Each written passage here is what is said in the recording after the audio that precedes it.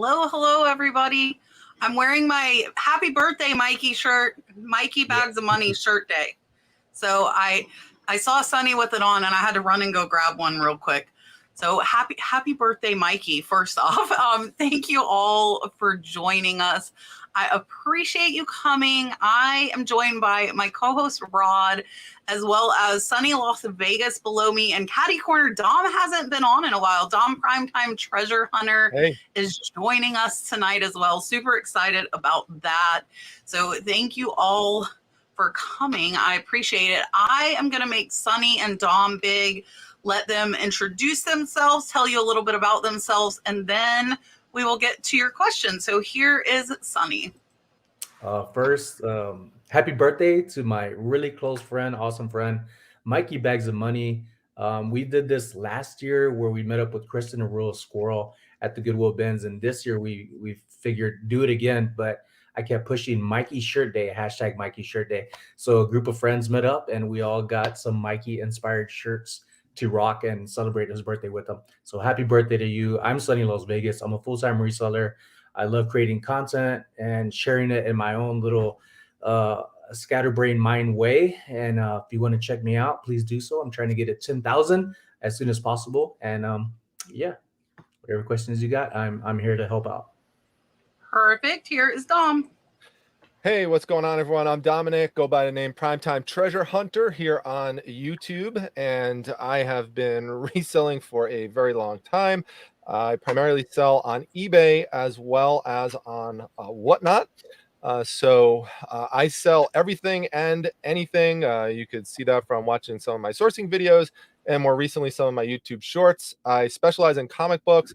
My wife, Mrs. Primetime, does jewelry and other collectibles as well. I love going to garage sales, do a lot of estate sale treasure hunting videos, but I have over 1,100 videos on YouTube that cover all sorts of topics, from shipping tips to live show interviews to what sold videos and the like. So getting close to 50,000 subscribers. So if you are not subscribed, I definitely would appreciate it. We're about 800 or so away. So trying to get there sometime this century. So if you can help me out, I'd appreciate it. Thank you.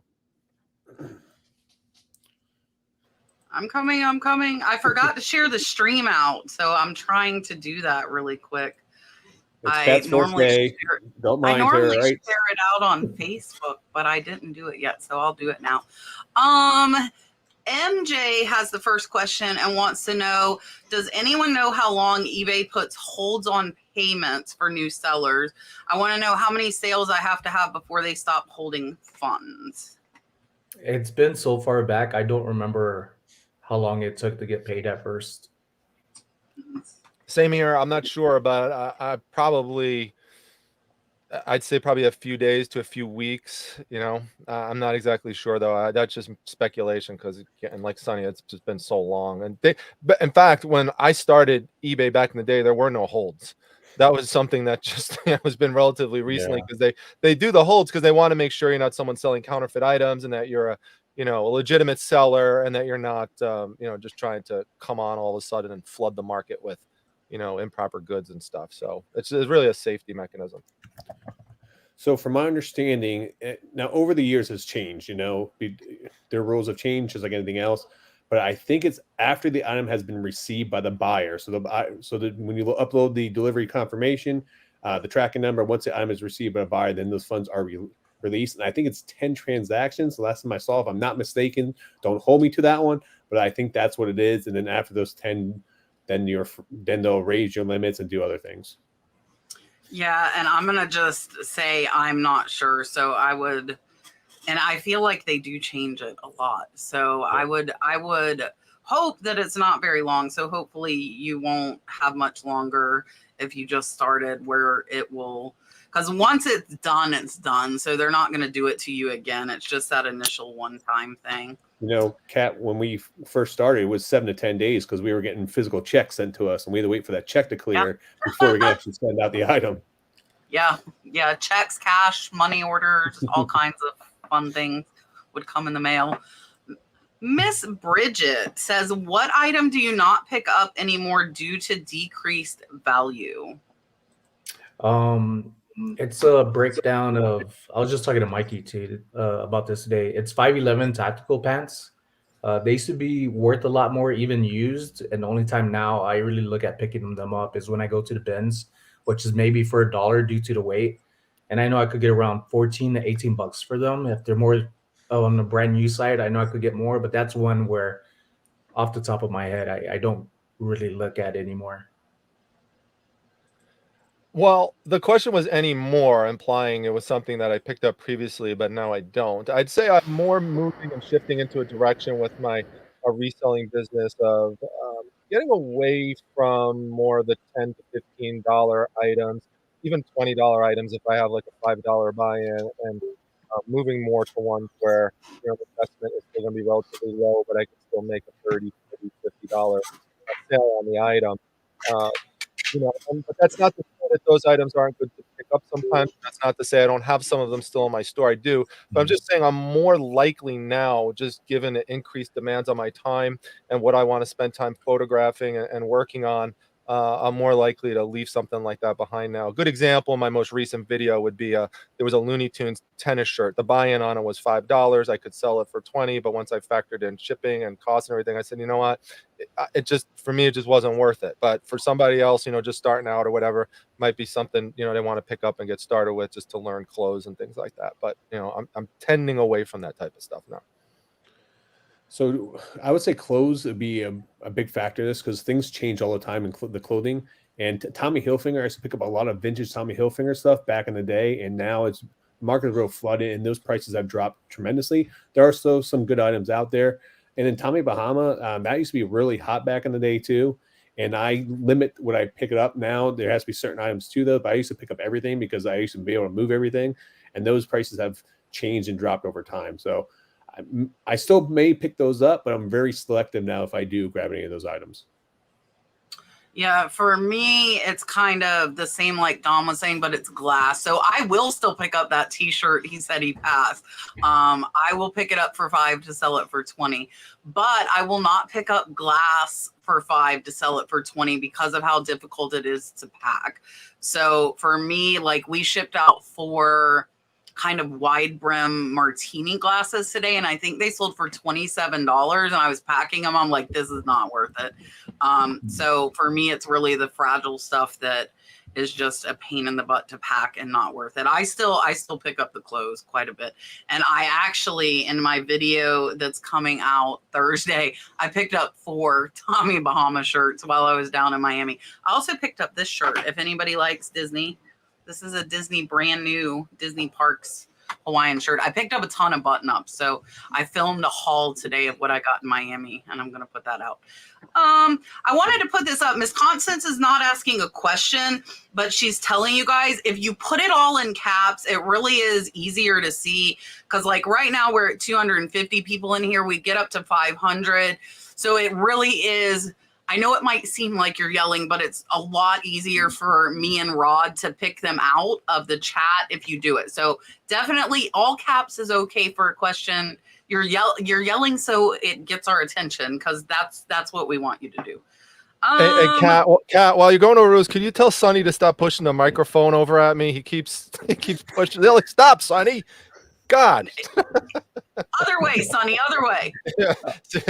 There you go. There you go. There you go. Oh my gosh. Jeez. It's so hard to figure it out. I've got Rod, I know, and I've got Sonny, but I can't go cat. I can't get the caddy hoarder thing down. He's so powerful, he could push it over from the other direction. So Yeah. All the way across the cat E corner. Cat E corner. John over at More Income says, what type of items do you think a lot of people will still buy on eBay even if the economy gets worse? That's a good question. When COVID hit, I hate to say that because I hate for it to bother the YouTube algorithm stuff, but when COVID hit, one of the biggest sellers for me was clothing. But it was also one of the biggest returns because it was just easy to get your money back that way. But for me, it was clothing, even though I had glass and other items. For me, answer is very simple. Comic books. So like just in my Whatnot show the other night, in 20-second starts, people buying comic books, $100 issue, 2 seconds, $190 issue, $75, $40, $55. I mean, like that in 20 seconds, I'm putting them up. But one of the reasons for that is that, collectors, especially of something that, are higher end types of items, those people still have money anyway. They might not have as much, but they still have the money to spend. And the other thing about comic books for many people is that they are a form of escapism. So comic books are known to help people get through tough times and difficult times in their life, and that includes financial ones. But just in general, and then they'll still pay up. They'll like pay up more for the comic book than they will sometimes for food at the grocery store, just to have an escape. But also if they have a lot of money too, they'll also still just pay up for it, just to have an escape from just things going on in the world, just things going on in the news, get away from politics, get away from sad stories, sad things going on in their lives. Even if they have a lot of money, they still will spend on it for escapism. So either way, a lot of money, not enough, a lot of money, they'll still spend on the comics. That's the reason why they called those funny books back in the day. So I definitely agree with you. Yeah, that's one reason. So the answer is simple. It's everything. It doesn't really matter what's going on with the economy. The prices may fluctuate, but everything's still going to sell on there. People are going to go buy clothes at a discounted rate. People are still going to buy video games, stuff to entertain their family. They can find it cheap on eBay. When the economy goes bad, people unload things at a cheaper price. It's a good time for resellers to buy things that are lower price to flip and go forward. So I don't see affecting eBay. It may affect the price points of items on eBay, but at the end of the day, I mean, I still think all the categories will be strong going forward. Yeah, and I'm going to echo what Dom said and say more expensive collectibles, because it's the portion of the economy that if it's bad, it's not affecting them. So the higher dollar things I feel like would sell more, and that and your stuff that are like, what are they called? Not reusables. What are they called? Replenishables? Replenishables. Yeah. Yeah, replenishables. So like shampoo and stuff that people use, lotion, makeup stuff like that. But I agree with Rod as well. I think everything still sells. We didn't have much of a slowdown during COVID. It was more of a pickup because people with that, they were not wanting to go out, but with the economy, they might want to save on gas. So they would rather buy their stuff online rather than spending gas to drive to go buy it too. Cindy says she needs my shirt. So Cindy, email me before the video goes out. I will tell you, this is the shirt I paid the most for while I was in Miami. I paid up for this one, but it is brand new with tags, Disney World Parks. It's a 2X. So message me or email me, Instagram or the nurseflipper@yahoo.com, and we can do that before the video comes out Thursday and somebody else snatches it up. I will give you your dolphin now. Thank you so much.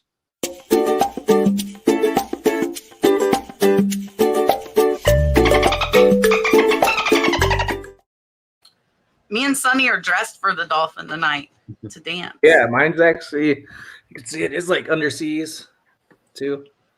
Little creatures.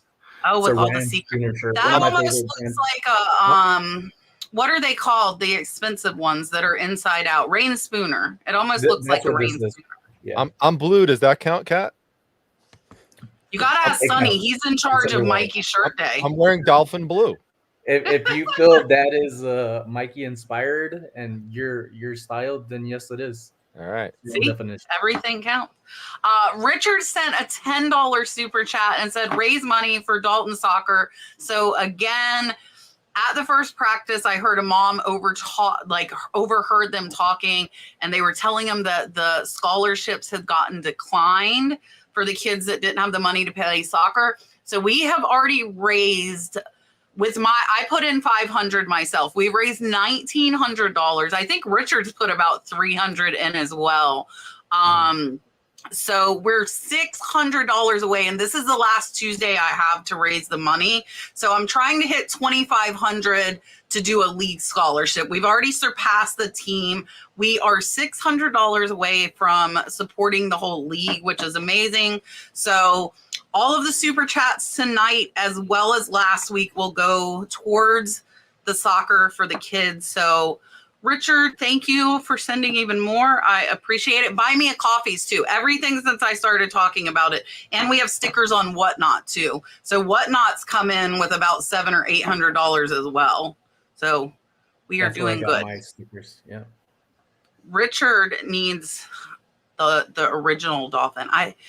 Is Richard who wanted Brad on a dolphin? Who wanted Brad on a dolphin? It was Richard. Okay, well, we haven't got that yet, Richard, so you have to have the original one. Here you go. Super chat. Dun, dun, dun, dun. I already got that one. Navard Knickknacks. Do members of the panel use flat rate shipping for items under a pound versus calculated? Is that for you or for everybody? I don't know. All of us. All of us.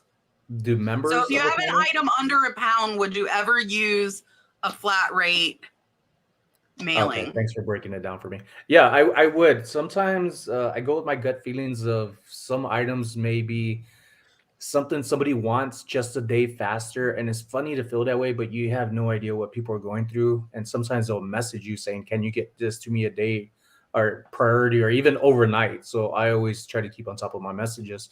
But the handful of times I've had first class and say a flat rate, I've done that and it's worked out where people have actually purchased a higher shipping rate for it. So I would recommend go with your gut with things like that. It doesn't have to be one way. I haven't, but I have made the option available if people want it. So just today, for example, I had a magazine that was going out first class. The guy asked me if I'd ship a priority and how much extra it would cost, and I told him. So, it was up to him to make that decision. So, but normally, item is going to go out, if it's less than a pound, it's going to go out first class or it's going to go out medium mail, depending on what it is. So only exception to that would be if it was, let's say, an individual comic book that was worth, many $100s or $1,000 or something like that, then that's going to go out priority protected in a box anyway. So it's probably not even going to be under a pound once you weighed it all. But let's say it was a little bit more expensive, maybe than like not necessarily like a $10, $20, $30 item. Maybe it was like $70 or something like that. Then that would be something more likely to go out priority mail as opposed to first class. So, it does depend, but generally no. Same thing as Dom. Pretty much I ship everything to be calculated shipping. Unless it's, someone emails me, sends me a message, want me to ship something out priority mail, then I will, or ship it out the flat rate. I have no problem doing that. Unless I have an item that's, that's higher end, then I will automatically go for the priority mail or something higher, even though if it could go that route. But yeah, it's pretty much the same thing he just said. Yeah, so I will use flat rate items for Poshmark because Poshmark, everything goes out priority and you can use everything. And I like using the free supplies. So I'll use regional rate, I'll use flat rate, and regional rate's discontinued, but you can still use those boxes. And then I also will, if like Dom said, but my cutoff's lower. If it's over like $50-$60, I will go with priority. So if it was say a $60 or $70 scarf, I would probably put it in a padded flat rate to get the $100 worth of insurance. And I see the 2 super chats. I'm keeping a list again, and we'll do the group dolphins like we did last week. Precious Freedom and Miss Kathy Hanford Finding sent it. So we'll do group dolphins so we don't drive everybody bonkers with all the soccer money. Thank you guys so much.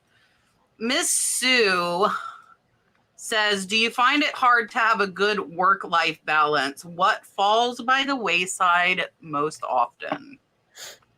For me, it's listing, but I've done better at finding items to where I don't have to list as much as I used to. And it kind of goes back to what Dom was talking about. As you evolve as a reseller, you start off with these bread and butters per se items, and then you start to build up towards bigger items and afford it. And that's where I think I'm at right now. My average sell-through rate is around $50 to $55. So I do pretty good on what I'm doing with just having around 300 and say 50 items max so far.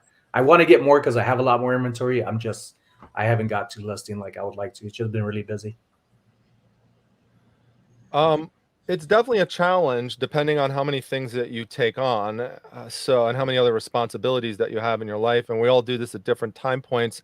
So it's important to be able to flex as you go, because your life is not going most likely to remain the same way throughout your entire course of reselling if you stick with it for a long time, as many of us have.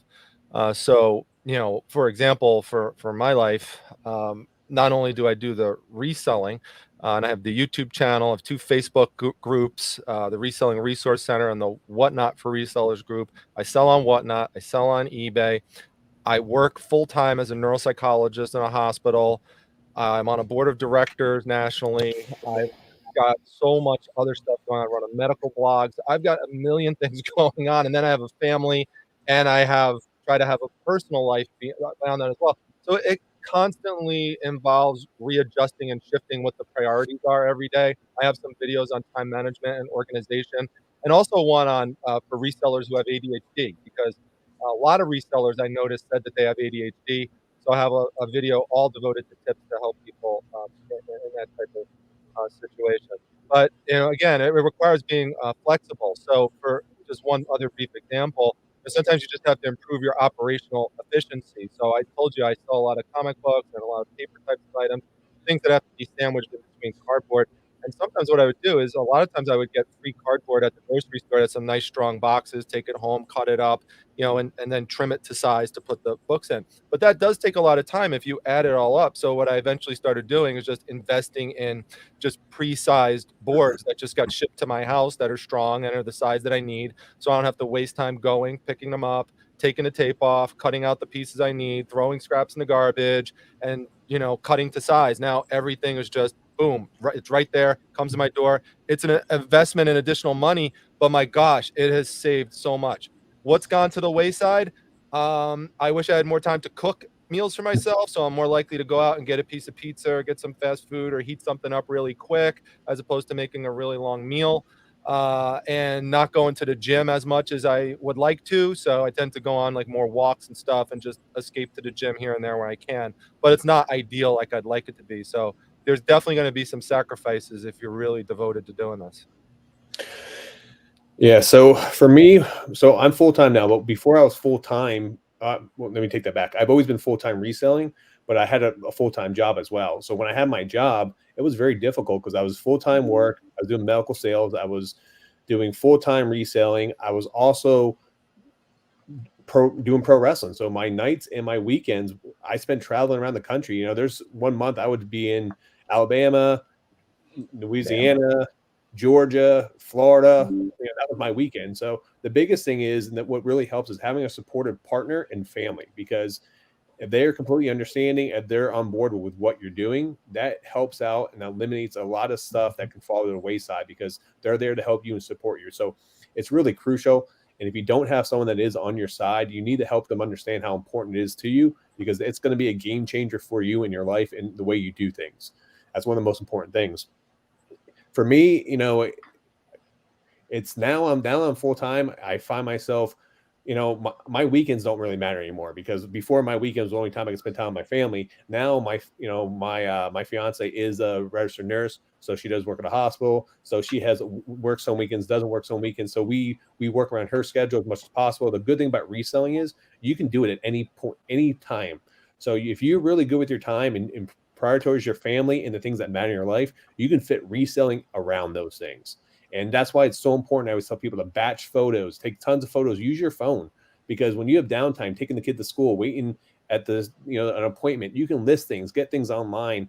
And, that takes away time that you set aside to do those things, like parts of your day, for that. So the biggest thing is, I says, find ways to maximize your downtime at any possibility, even if it's 5 minutes, 10 minutes, and then you're going to minimize a lot of the things that fall to the wayside.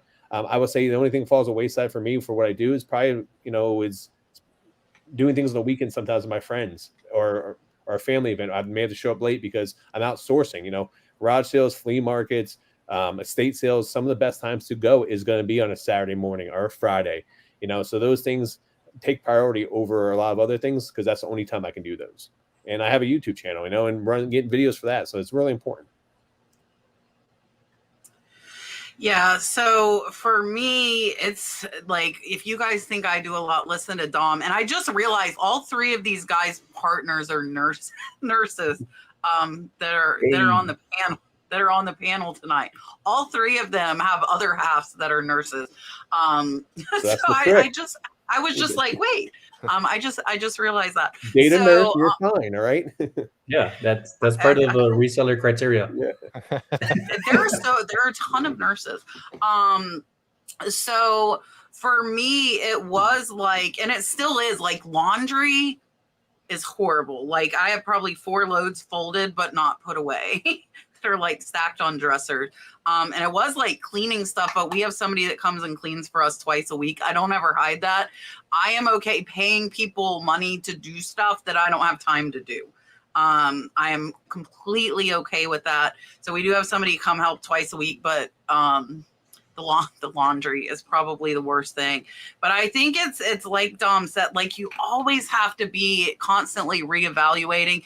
eBay has went to the wayside for me since I started Whatnot, and I had to make a decision. I was making more money on Whatnot than I was on eBay, so I let eBay fall to the wayside, and it still has not got back where it needs to be, even though I have an assistant that's helping with that. But it eventually will. It's because I neglected it for 3 months. So it's probably going to take, 3 months or more to get it back to where it was. So that, and I agree with Rod. I probably could do like more like family things on the weekends than I do. I'm trying to get better. Like I took off last Saturday. I'm going to take off this Sunday. I'm trying to make myself take off like at least a day during the week because I had no days off. I had none. I think I'm going to go ahead and give a dolphin because I have 5 super chats. So we got, I'll pop them up. okay. So Rebecca sent $10. We also had Hanford Findings and Precious Freedom before that. And then Ren sent 10. And Scott said he could only send 10 because Sonny's on here. So it's all Sonny's fault that Scott can't send us more for the kids' soccer. Folks. I'm sorry to the kids. Scott is kidding. If you did, Scott sent a super chat last week as well. So here's Dalton riding on the dolphin. Sorry, it is not Brad riding on the dolphin. Here you go.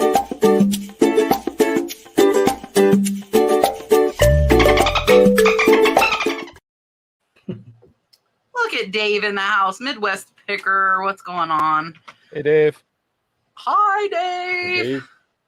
This is kind of related. This is really related, but I think it's a little bit different. Cheryl wants to know, how do you shut off reseller mode? I practically live in my office and need to learn when to say when. So what do you do, or how do you turn off reseller mode?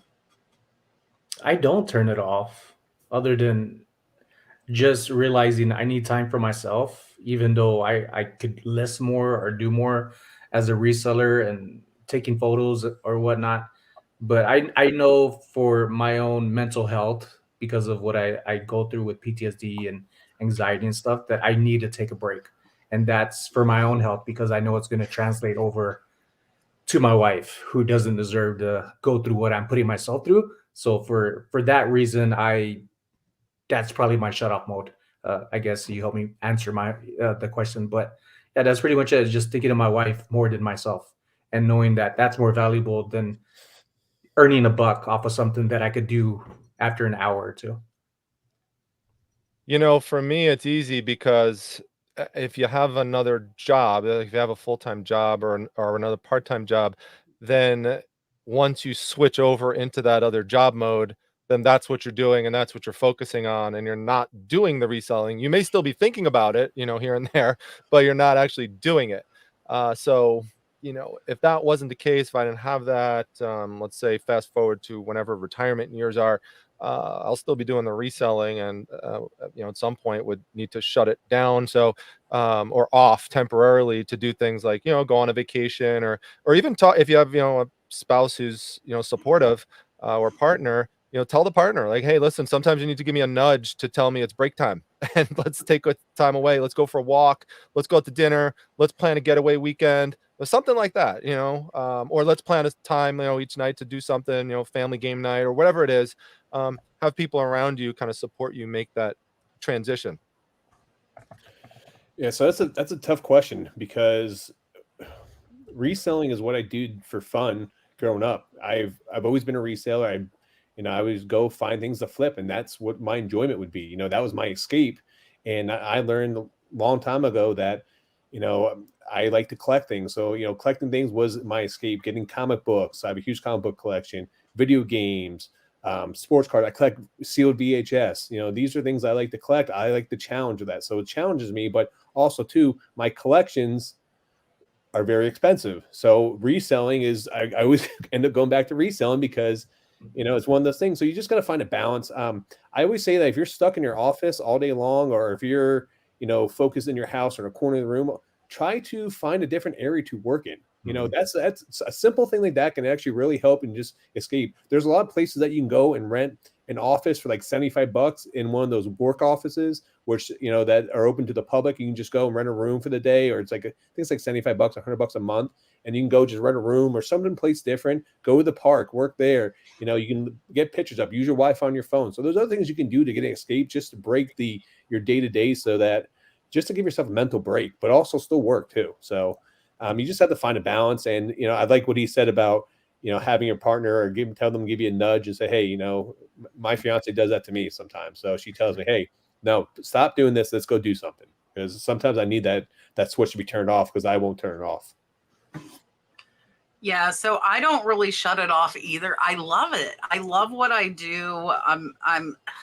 It's probably a little too much. I just look because Brad wanted to go to dinner last weekend and I kind of put it off. So I'm going to have to do that this weekend. He found a restaurant that he really wants to go to. So I have got it pulled up with the hours, but moving stuff outside helped, because like most of my stuff's out here in the shed.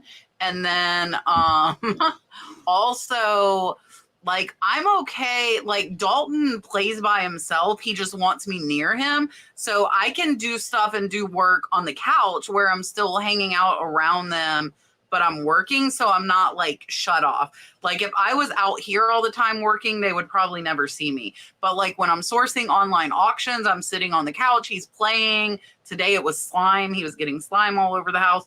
And then, but yeah, so I don't shut it off. I don't shut it off. I'm putting this up again in case you're just coming in. All the money from Super Chats tonight will go to the underprivileged kids in Dalton Soccer League. We have raised $80 tonight. So we're about $520 away from our goal. I have till the 27th to get that. So Richard, thank you so much for helping with that. I appreciate it. Let's see what else we have got. Hold on. Okay. Do you think it's possible to be a full-time reseller if you're unable to use eBay as one of your platforms? Yes, especially now. Kat's been talking about it, bringing it up, whatnot, and so did Dom. And I've been more active on it. It's a lot easier than all the little specific item details on eBay and other platforms. Other than eBay or whatnot, I think the other simplest thing to list on is going to be Poshmark. But whatnot, super easy. People get to see right there and then what you have. If you're showcasing it, you could use one photo and do the rest and take a time limit of 15 seconds, 30 seconds, a minute. And I think that's a lot more time saving to give back to yourself, as we're talking about. Like what falls short, it's been a big plus for me, and I made a lot of money. And for me, a lot of money is like $150 to $600, depending on what kind of items I get. And for me, it's really nice to just within 2 hours have a listing on whatnot, go through it, and then if I can the same day, if the schedule works out, to get those items packed, and then the following day send it off. So there's other platforms. You don't need eBay. It is a great platform. I do like them. I'm actually going to be working with them on Thursday for videos. So I do vouch for them because I've come a long way with eBay and I still list on eBay, but there's other platforms if you can't list on eBay. Yeah, and to piggyback off of that, one of the things that Whatnot is really trying to push out more is the Whatnot store, which is available when you are not live. And so when I got off my live auction the other night, I made a $112 and $50 sale on a comic book, and I wasn't live. That was just an offer that came in. And the amazing thing about it is when I accepted the offer, the payment instantly made, deposited into my account. I had it right there.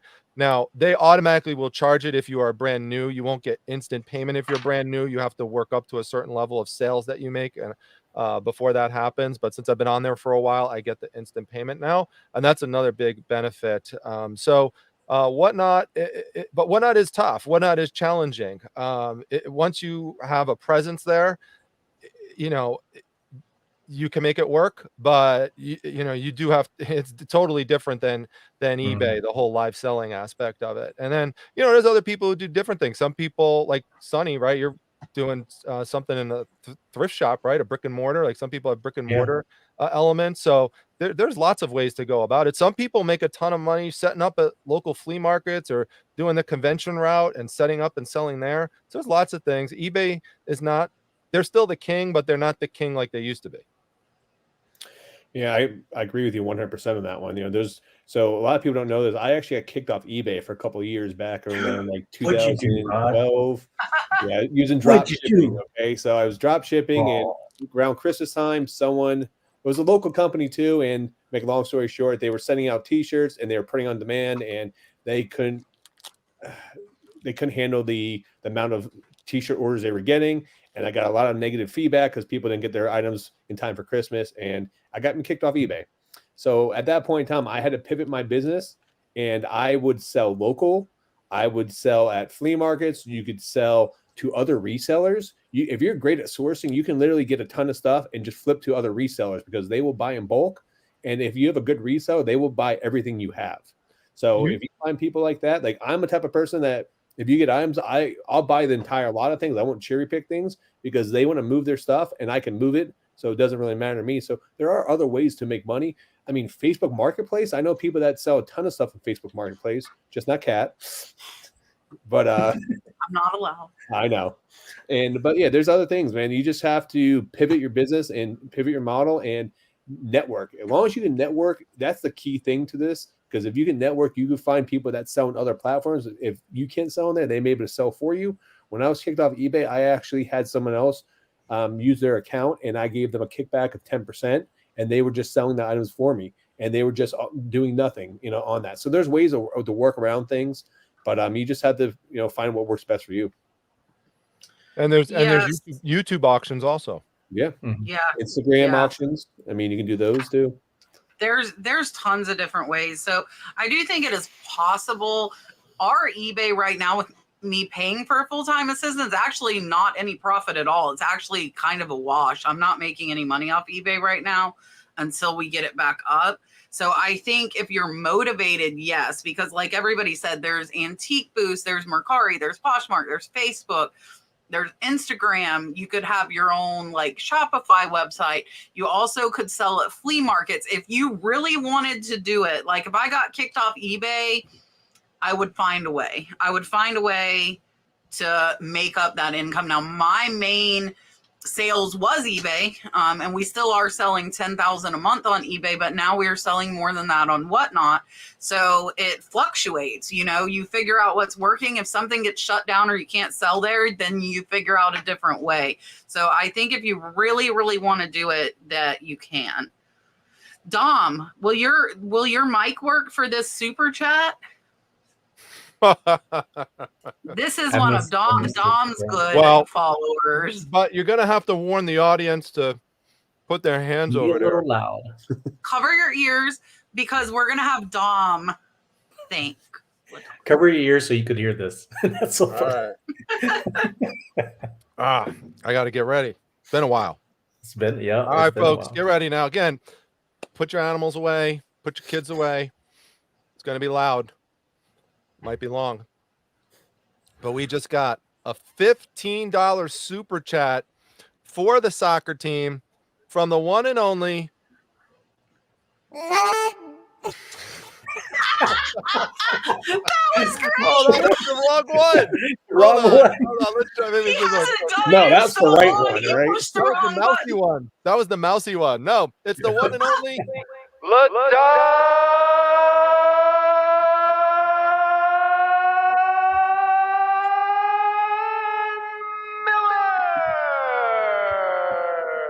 There All we right, go. now you gotta go back and do the other voice. I gotta hear the other voice now. The mouse Oh, my one. cheeks are hurting. I've done that. I know. Imagine if I did it like that with that one. I would have really. That would sound so funny. Could've And broke the Miss glass. Carolyn also sent $10. So Richard was asking where we're at. We are, hold on, 495 away now. 495 away. Let me give Miss Carolyn the Geno Dolphin. Here you go.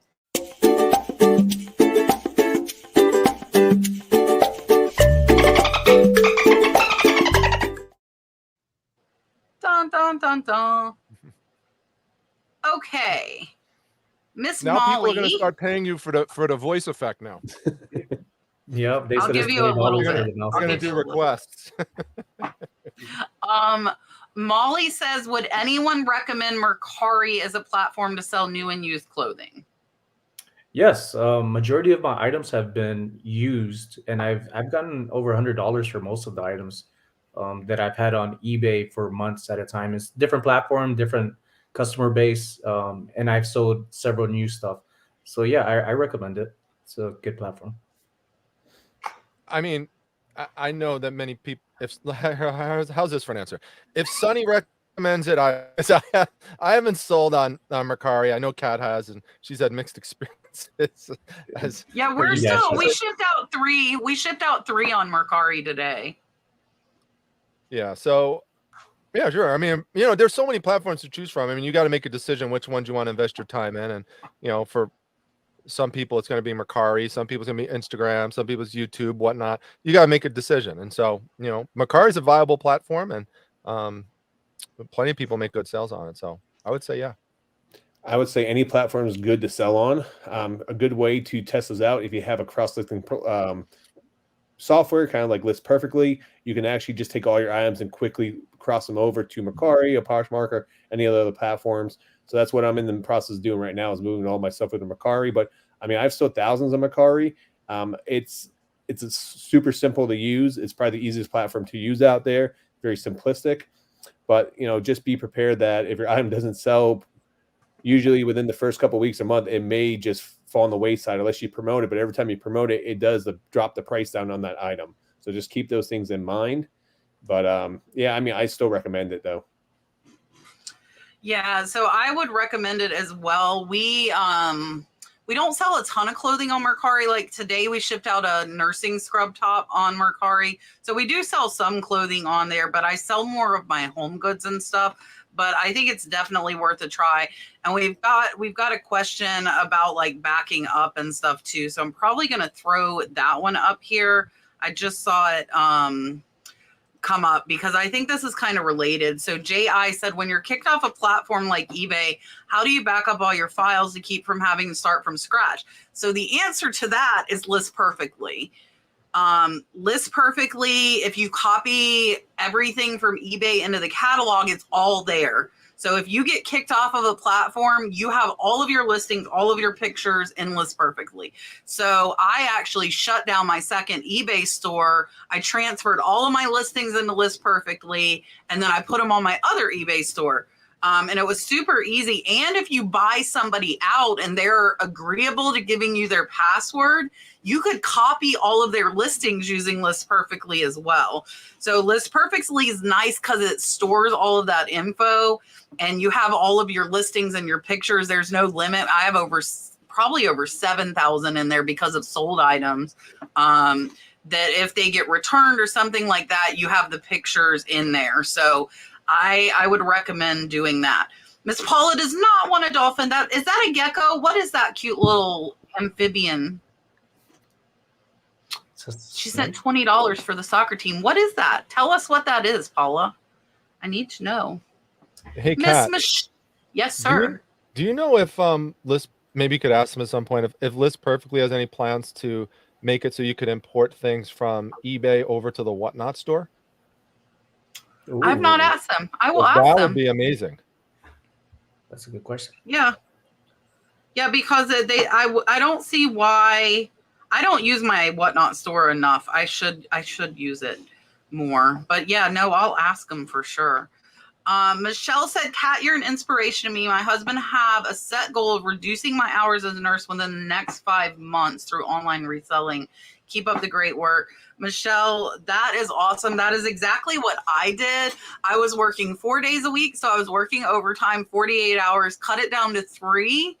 And then I cut it down to 2. And then I finally got fed up and quit. But yeah, definitely is nice, especially like Brad was home with the kids, so I was the only income. So 48 hours is what I needed to pay the bills. And it was nice to be able to not have to work that 4th day. So, Miss Michelle, here is your dolphin.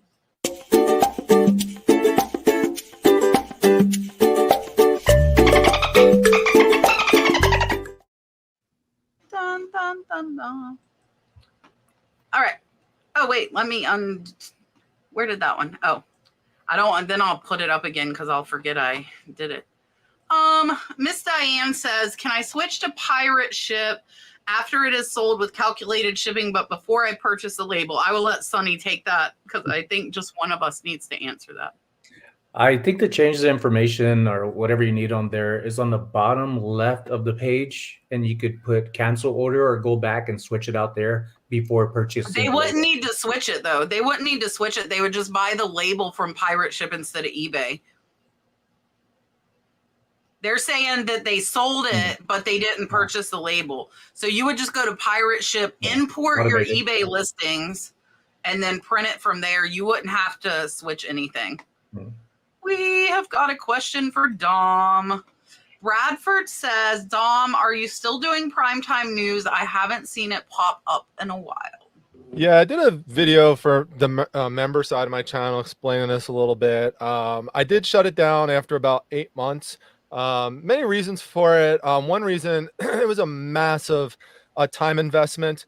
If you could imagine curating all of those articles during the week, picking out the best ones, making sure you know them well enough when you go to summarize them, and making sure all the tabs are integrated with a proper flow. Getting it all done was an enormous challenge, and it involved me filming it over the weekends, which became increasingly difficult as it started to run up with interfering with sourcing, which is when I normally have time to do the sourcing. So for many reasons, those are just a few, it just became impractical to do. And the other reason is that the people who watch me more and more, it started to become very clear what they wanted to some did like the news, but what people like the most by far are the sourcing videos.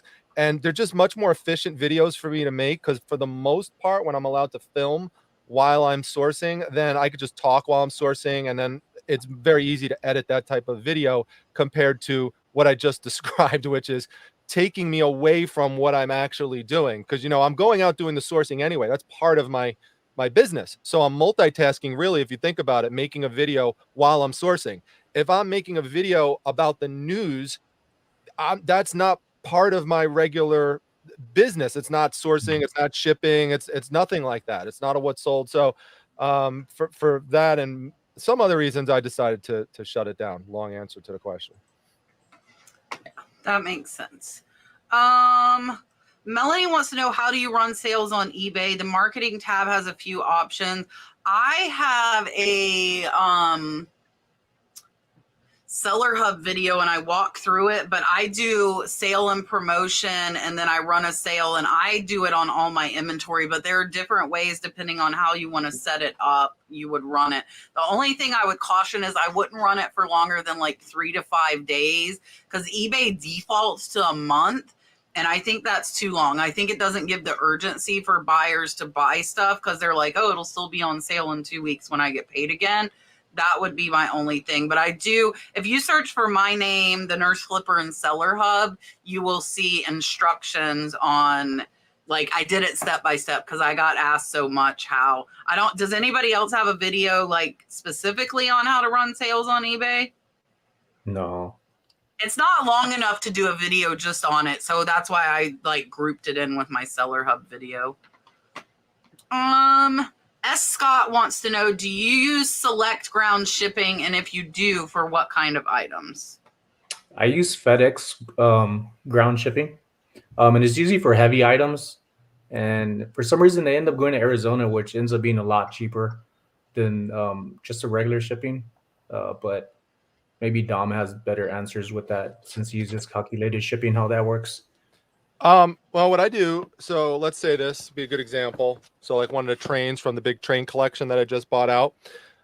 So I just sold this train the other day for, I think it was somewhere between $64, $69, and then sold another one the other day for $112. So I'm using it for more expensive items that are big and bulky that could absorb the cost of the shipping, and making sure when I set up my shipping that I'm setting it up to economy shipping 1 to 10 days, because that allows me to select any option that I want. You're not bound to a specific carrier. And so you just select whatever the cheapest option is. Now, surprisingly, sometimes if the person is close to you, the cheapest item, the cheapest shipping service can be priority mail. Other times it could be parcel select, but more often than not, it's usually FedEx home delivery. Other times it's UPS. So it just depends. But again, setting it up 1 to 10 days economy shipping will allow you to pick the one with the biggest price difference. And obviously you want to go to the one that's lowest. And the customer's already accepted to that when they made the purchase, because again, you set it up as 1 to 10 days. And sometimes the differences are massive. I'm talking like $16, $15 to ship something FedEx home delivery versus $60 to ship it priority mail. It could be that big of a difference sometimes. So don't lock yourself in. And by the way, one other tip, when you are getting ready, unless they're going to pay for it, like if you have the shipping price like worked into your cost, make sure you block off like Hawaii and PO boxes and Alaska and stuff like that, because FedEx, which could be your best option, won't ship to the PO box. So pretty much everything he said with big items. Also, too, if an item was sold in state, you can actually use FedEx and it'll get there the next day. A lot of people don't know that for ground shipping. So if it's sold within your state, you can ship ground and be there the next day if you get there before their cutoff time. So around Christmas time, I use ground a lot. If it's someone buys something, I'm in Florida, someone buys something in Florida, I use ground, and so it gets there faster. And FedEx has better delivery than the post office will, because they will almost guarantee it there, compared to where the UPS, compared to the postal service, where it will take, X amount of days. So just keep that in mind as well. Yeah, so I don't ever use the USPS ground select, but I will use FedEx and UPS. And the reason for not choosing USPS ground select is there's no discount for you as an eBay seller. So if you do that, it's charging them the exact shipping. There's no like 30% variation to cover your fees, to cover your shipping supplies, like if you do the other ones. So that one in media mail, they charge them exact. You get no discount. So you'll end up paying extra for the shipping. For us, it's like everybody else. It's the larger, heavier items that we end up using the other ground services. I want to try and find this because Scott had questions about all kinds of clothing. So Scott wants to know, Rod, is the shirt you're wearing an original? No, it's a reprint. It's Nightmare on Elm Street, Freddy. But no, it's a reprint. Cool shirt though. Yeah, it's cool. He wants to know about Dom's shirt too. Hold on, we're doing them in a group. Yes, knock knock. Who's there? Doctor Who. It's my favorite TV show of all time. What do I have? I think I have a Doctor Who hat. I found a couple of Doctor Who things. They resell very well, by the way. They do. It does. It does sell very well. So Melanie, that's the same. Watch that video. Watch that Seller Hub video. I don't think it's a long one, and it'll like walk you through it. All right. Miss Cheryl says, working at home can be lonely. What do you do when you feel like the four walls are closing in and you have no one to talk to? I just talk to myself in the mirror. Okay, I wasn't sure if there's anything more than that. Do we need a No. Dom for that? When I feel that way, that's time for me to just get up and get some fresh air. It's really good to get up and just walk around and take a break if you want to. If you still want to continue working, you could go back to working. Reselling, as we said earlier, you structure your own time, and it may change daily like it does for myself. But I do my best when things feel like they're closing in. It's a sign for me to get up, step out, refresh myself, start overs when I feel like it's appropriate, and then just repeat the process. Yeah, I think everyone's different with this. I mean, some people are more social than others. Some people need to be around people more than others. And there's also a difference between feeling lonely and being alone. So I could be alone for very long periods and not care at all and have a great time. So I'm just happy doing my listings. Maybe I have something on the TV in the background, that kind of thing. But you find something if you're more of a people person. I mean, you just find ways in your community to interact. So whether that's going to the gym or joining a local group or going out to dinner with a friend, scheduling something on a regular basis, planning something with, family. So, it just depends on your specific situation. But also, one of the reasons that YouTube channels like this are so popular and live auctions are popular is because people get a sense of community out of it. It's absolutely a huge thing because reselling is a pretty isolating type of job. So this like Catch channel, that's one of the things that it does is it provides community for people on a regular basis, and that's important for people. And there's other channels that are like that as well. So, social media could also be helpful with that. Yeah, so the biggest thing is, reselling can be lonely, but you got to network. And there's a lot of Facebook groups that have a lot of other resellers. Connecting with other resellers that do what you do, that you're not the only one that feels like that. There's a lot of other people out there that go through the same thing that you're going through.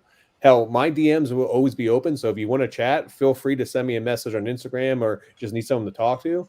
I'm always here to help out anyone here in the community because this is why we do this show. This is about helping the community and be there to answer questions, be there because it gets frustrating. Like today, I had a $215 return. That started my day off bad. You know what I mean? But it's just one thing. Like if you have no one to talk to about that or another seller to reach out to, like, oh man, this would happen. Someone can talk you off the ledge at that point in time where, it's part of the business. I understand that, but a lot of people will take that to heart.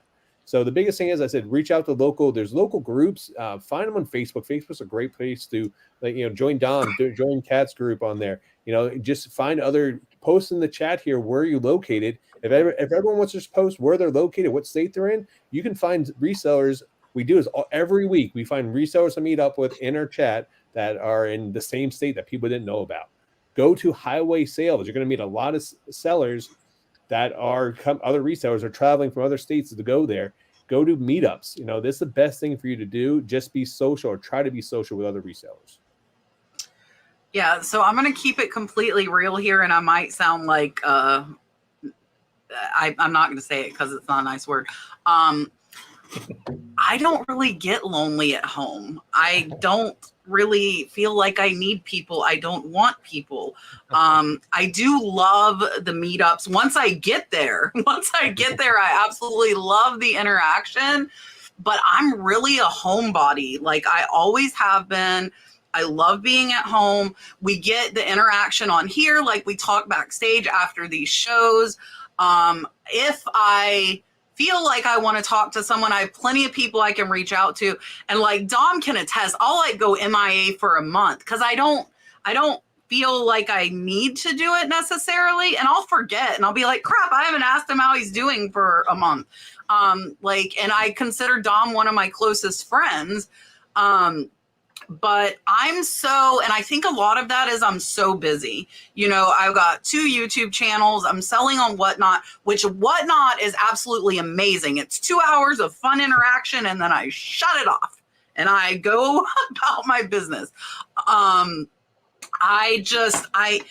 don't feel the need to socialize any more than what I do.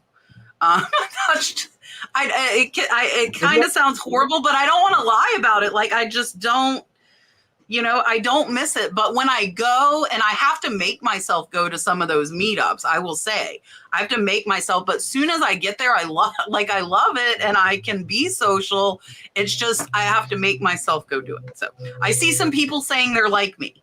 So I'm happy I'm not the only one, but everybody's different. So do what makes you happy. If you I don't want to discredit anybody that does feel like that, because some people are more social than others. Like I had friends that I worked with at nursing that wanted to go to breakfast, before work. And I'm like, I don't want to go to breakfast. Like I see you at work. That's just like, I'm not like, I never was like the dinner parties or go do that. I never in my entire life have been like that. Susie sent a $20 super sticker. Thank you so much. I have been told, Dom, that you need to prepare your microphone voice for something very, very special. And that's all I can say. That's all I can say. All right, Susie, here is your dolphin. Thank you so much.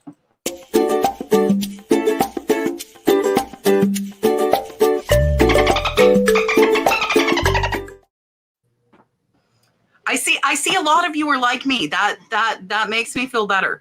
I'm not awkward socially. I can like talk and interact, but I'm like inside I'm like, okay, I want to go home. Like I like being home. I like my couch. I like my family. That's me. And I mean, I have a ton of you that are here. Like I will tell you guys too. And like this is specific to me. Like I get a lot of comments on my YouTube channel and I respond to every single one.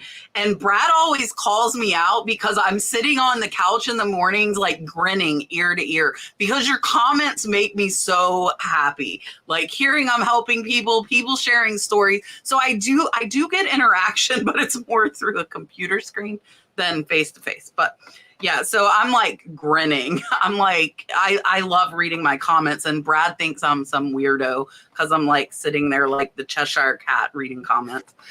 Queen of Toyland sent a $5 super chat. We'll do another group one. I'm gonna put it. Yeah, so Marjorie says she's looking for other homeschooling reseller moms. Put it in here, guys. There are almost 500 people in here. You can find people that are close to you, make friends, hang out, and, find them. It's really cool because in some of our sourcing member lives, they're going sourcing together now because they figured out like by the zip codes when we do sourcing that they live close to each other. So tell everybody, there are a ton of people that are probably close to you. Dom's group is amazing too. Reselling Resource Center on Facebook. And then I have my Death Pile Destruction group as well. And they're very supportive. And a lot of people have connected through that. So I would reach out on those. And like you said, you like doing the live listings. That's another way as well. That's one of the things why I also, when I go live myself, is ask everybody, where are you from? What state, country, county? And those little things pop up just like Millie did, San Antonio. And that's where I grew up, kind of sort of about an hour and a half south of San Antonio, Charlotte, Texas.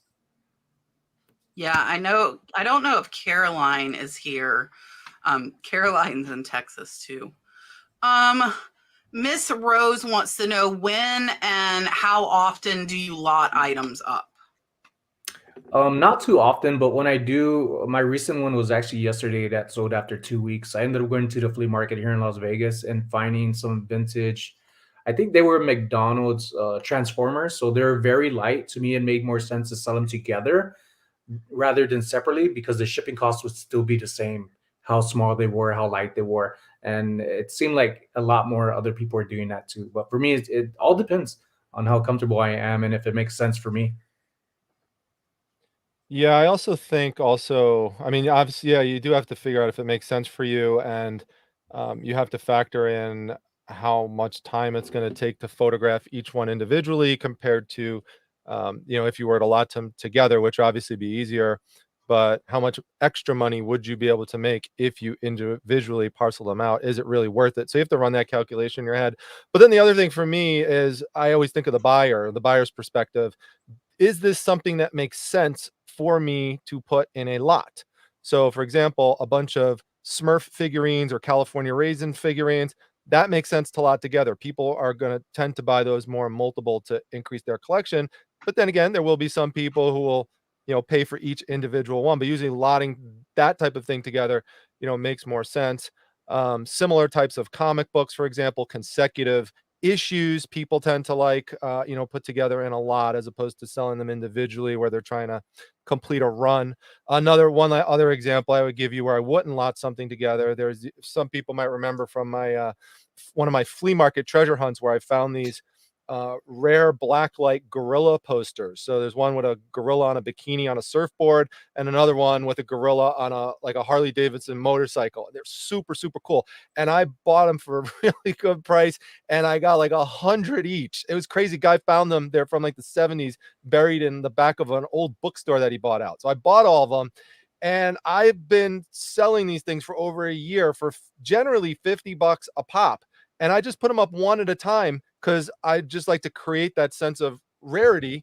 And then once it sells, I just hit sell similar again, and that's it. So, but no one's going to really, most likely, there's not going to be someone who's going to want 5 of the same poster. It doesn't really make sense. They might want one of each, and I'll make a combo deal, but I have 2 separate listings for that. So it just makes better sense to do it. So you just got to think of the practicality from the buyer's perspective as well. So I usually lot a lot of items up. Just, if I buy a big lot, I'll cherry pick the items that I can sell individually, and then the rest of the items, like for example, like video games, I'll take all like the $2, $3, $4 games and put those in a lot, or I'll add those in a lot with a system or something along those lines to boost the price of my systems. So that's another way to lot items, is take like items that go together with something else and put those together to increase your sales price of that one item, or to make it more appealing to your buyers. Junk drawers are a great way to lot items up. If you have a lot of just like little knickknacks and little things just laying around, put those in junk lock drawers. Those lots actually do really well on eBay. Also, too, like Dom said, I still do sell comic books. So I do runs. I'll sell runs of comic books on eBay. That usually works out well. But also, too, if your death pile is getting overwhelming to you, it's also good just to lot some items up, just to move them, just to give yourself the peace of mind. So I may do that once or twice a year, where I just get sick of stuff, or I'm tired of not listening because I'm cherry picking my items. I keep getting new items come in, and sometimes I just want to move items, and I'll just lot items up.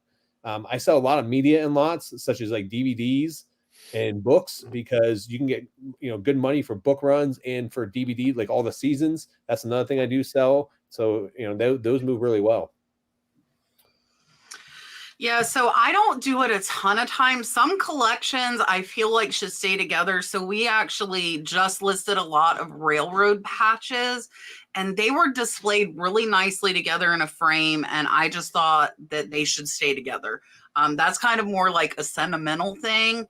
But I typically, if stuff's like $8 or more, I will list them individually. Like the Harley pins, I had a lot worth like $7 to $12 in our lot of 600, and I listed them all individually because I would rather wait and get $8 versus buying getting $2 a piece and getting it fast, because we were in the profit really fast on them. So other than that, I don't tend to lot up stuff a lot unless it's like plates or cups that are worth under $15 each. Then I'll do them in sets of 2 or 4. But other than that, I don't lot up a ton. Miss Donna sent a $20 super chat and said, Kat, you and Rod and all the guests are so helpful to me as a new eBay seller. Thank you. You are so, so welcome. Thank you, Miss Donna. And we will, again, everything tonight will go towards the kids' soccer. Here is your dollar.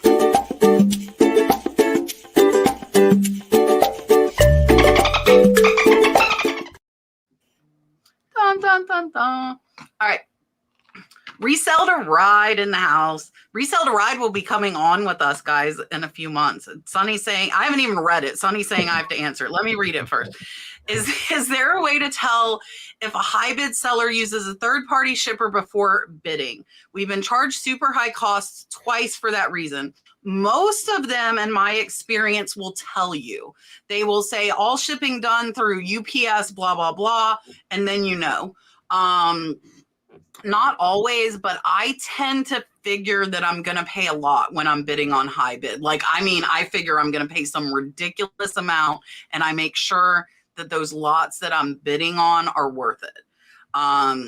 And so when I'm buying, like, I bought like linen lots on there, so it's like 100 handkerchiefs, right? So if I get them, a lot of times I get them for like 20 cents. Even if they charge me $100 to ship those handkerchiefs, I'm still only $1.20 in. So that's kind of the way I play it in my head. I tend to only buy bigger lots or really, really valuable stuff on high bid to get shipped, because I figure they're going to screw me on the shipping. And not all of them do, but I would say it's 50-50. And they can also screw you even if they're not using a third-party shipper. I would like to point that out. Some of them will charge $10 to $20 per lot to pack it up for you. So read the shipping terms, because it doesn't have to be a third-party shipper. Like, I think those really don't want to ship, and they're like, if you're going to make us ship, you're going to pay. I have seen $20 per lot. And that's not counting the actual shipping cost. That's what they're charging for them to touch that, to ship it. So just be on each one, read it. You could call them too and be like, do you have a handling fee? Are you using a third-party shipper? I just tend to buy the big lots where I can absorb, even if they charge me some ridiculous amount. Like the last one I got, I think I paid like $100 in shipping, but it was 3 Kachinas worth over $200 each. You know, so it was $600 worth. I think I paid $30. So even with the 100 in shipping, I'm still going to make quite a bit of money on those. Can anybody, and even in the chat too, if you guys can help Miss Rose, she wants to know, what are some of the best book categories to resell? I don't pick up much books to give you an answer for this, to help you out. I do very, very well with fantasy role-playing game books. So like Dungeons and Dragons, anything that has a TSR on it tends to do really well. Old atlases do very well. There's many books that you'll sometimes come across these buried in a box at an estate sale, or even at some garage sales, which are some books that are over 100 years old. So some antique books, typically ones that have a famous author associated with it. So it's helpful to know those, or have really nice art on the front of it. Those could do well. One thing that gets passed over a lot are big oversized dictionaries. I mean, the big, gigantic Oxford ones. We found one once for $0.25 at a church rummage sale and sold it for like $100. So some of them go for crazy money. You wouldn't even believe it. So there's many different examples, things that fall into certain types of niches. Trade paperbacks for comic books sell very well. So that's another example. I mean, go on and on. First edition cookbooks, another thing to look for. So, you need to explore all the different niches. There's usually something within each niche that does sell, but there's also a lot of junk in there too. So you got, and one other thing I would say, collections of small paperback books by similar authors can also do really well, especially ones that are like old frontier books, Wild West, anything in a slip cover. By the way, I have a whole video about slip cover books. Always look at any book in a slip cover, anything, or a box set. Another example. I go on and on, so I'll just pass it to Rod. No, you made a good point, man. Books of the same author. I would tell you, one of the things I pick up all the time, and this is usually late in yard sales, of like 11, 12 o'clock, is people always ignore the books. And when I go to yard sales, I always pick up books late in the day, because it's something that's always there. You can almost find it every single weekend, and they're usually like $0.25, and people just want to get gone. And you come up at like 11, 12 o'clock at a yard sale, say, hey, how about I give you $5 for the whole box? And you'll get 30, 40 books of the same author, and you put those on eBay, you can lot those up and get 30, 40, $50 for those. So I sell those all the time. Another good one is Bibles. Bibles can do really, really well. And I will tell you, a good place to pick up Bibles is if you ever go to a church sale or church thrift store, you will find a ton of religious books. Not all Bibles sell, but a lot of them, especially the older ones, do really well. And older hymn books I've sold really well. Model books, such as like anything for like certain collections, such as like slot cars, models. Woodwork books have done really well for me. Car manuals, car books are another really good one. I sell a lot of those, especially when you go to a yard sale full of tools and stuff like that. You may not sell tools, but they may have a lot of manuals or books there or things how to fix parts of cars. They always do well because a lot of mechanic shops will go on eBay to buy those to fix older cars. So I've sold a ton of those. I actually have a bunch up in my store right now. I just picked up some, and you can usually get those for cents on the dollar. Horror books are another one, especially like Stephen King, well-known authors like that do really, really well. So I mean, I can go on just like he said too, but he pretty much hit the nail on the head on a lot of other stuff there. So. Yeah, and I agree with what everybody said. I would like any hobbies. I don't like I had a bunch of scuba diving books that did very, very well. Stuff like that I watch out for. I don't do a ton of books, but I do watch out for like specialty topics as one of the easier things to watch out for. All right, I see a ton of super chats. April Hart sent a $10 super chat and said, at what point or amount of items listed do we recommend going from an individual account to a business account on eBay? I only started my business account on eBay because I was going on vacation to put the store on vacation mode. But I don't think that's the case now that you need a business. I don't think you have to have that anymore. Yeah. But that's the only reason I got it. And ever since then, I've had it. But then I think I actually need to upgrade just to get better discounts off of, I believe, shipping and other perks that come with it, and the discount codes that you could use for shipping supplies and other items.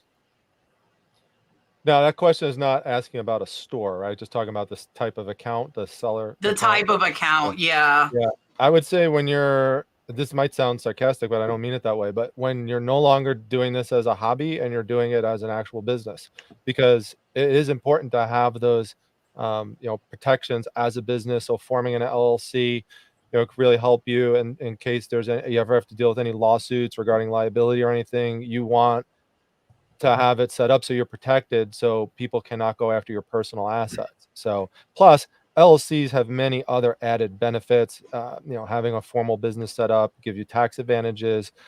There's all sorts of great things that go along with it. So just whenever you're getting to that point where it's not just like a here and there thing that you're selling, I would start looking into the business account.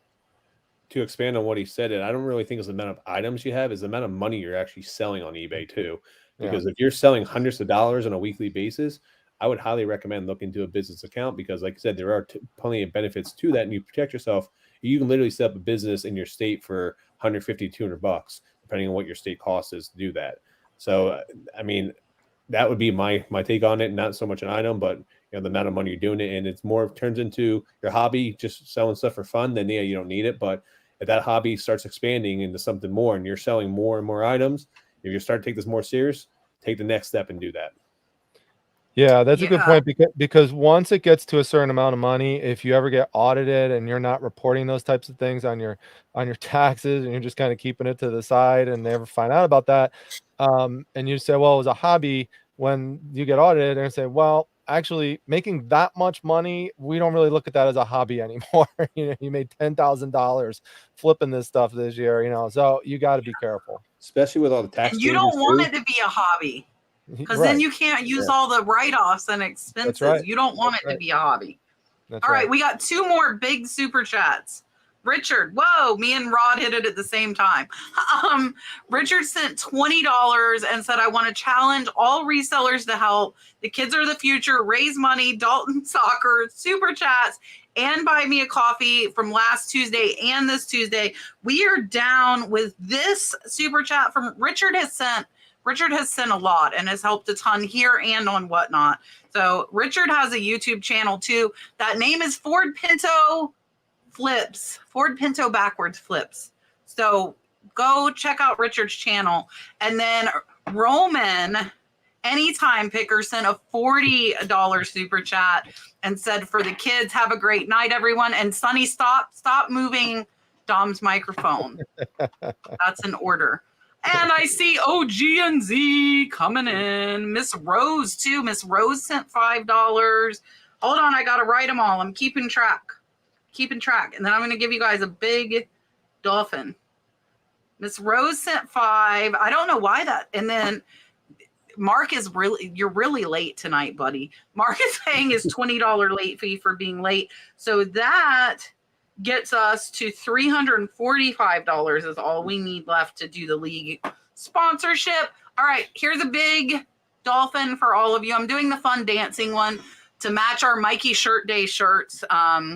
That Gino's Finds made these for me. So Gino, if you're in the chat again, thank you so much. Here, all of your dolphins. Thank you so, so much.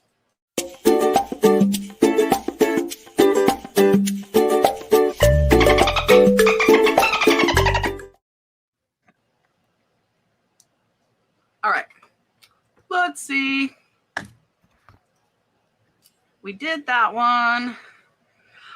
Rocks to be me.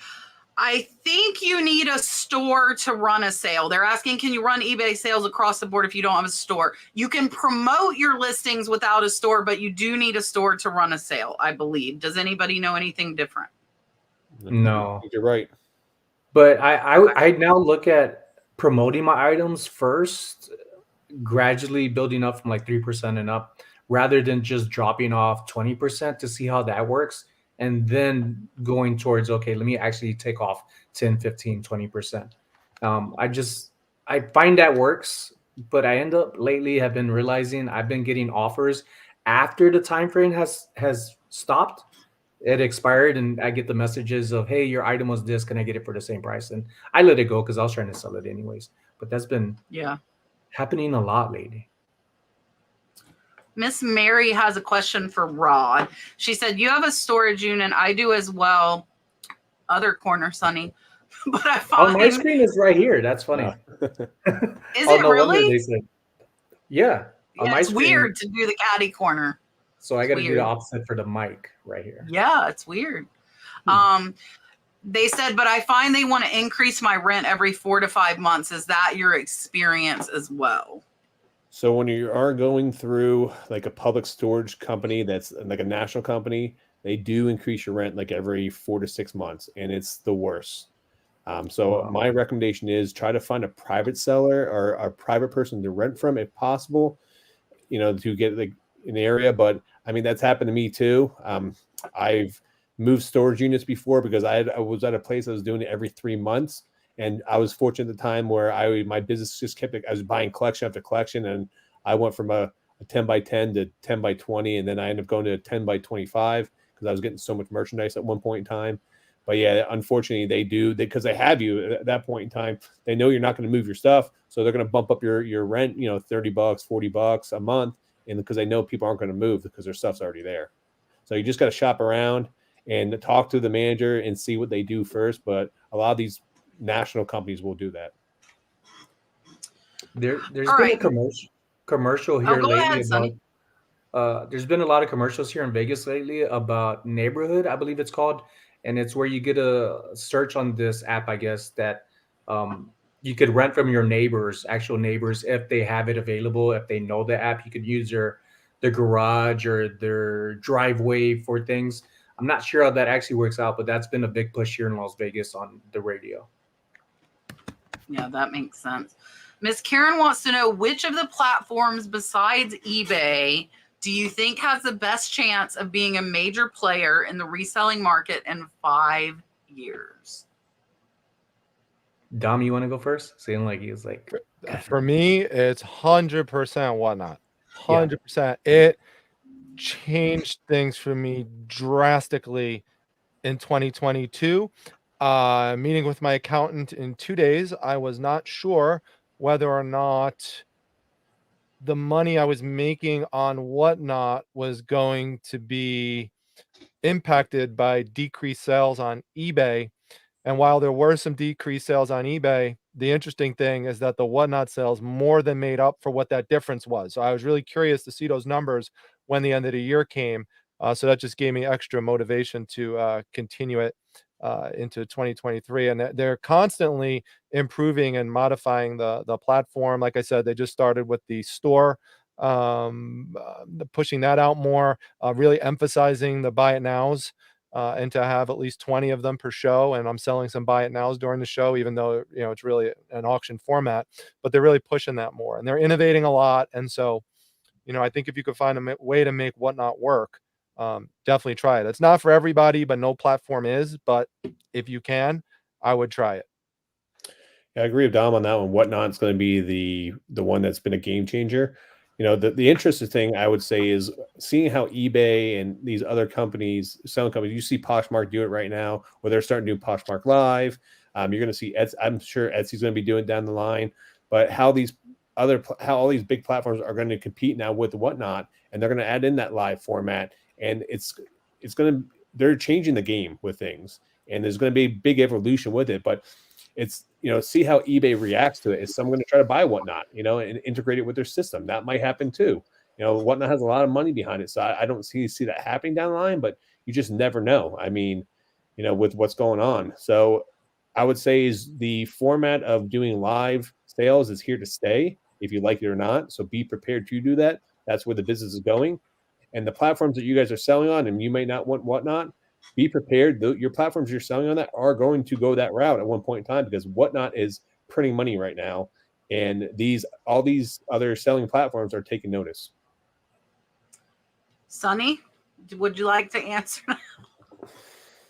Whatnot's the one for me.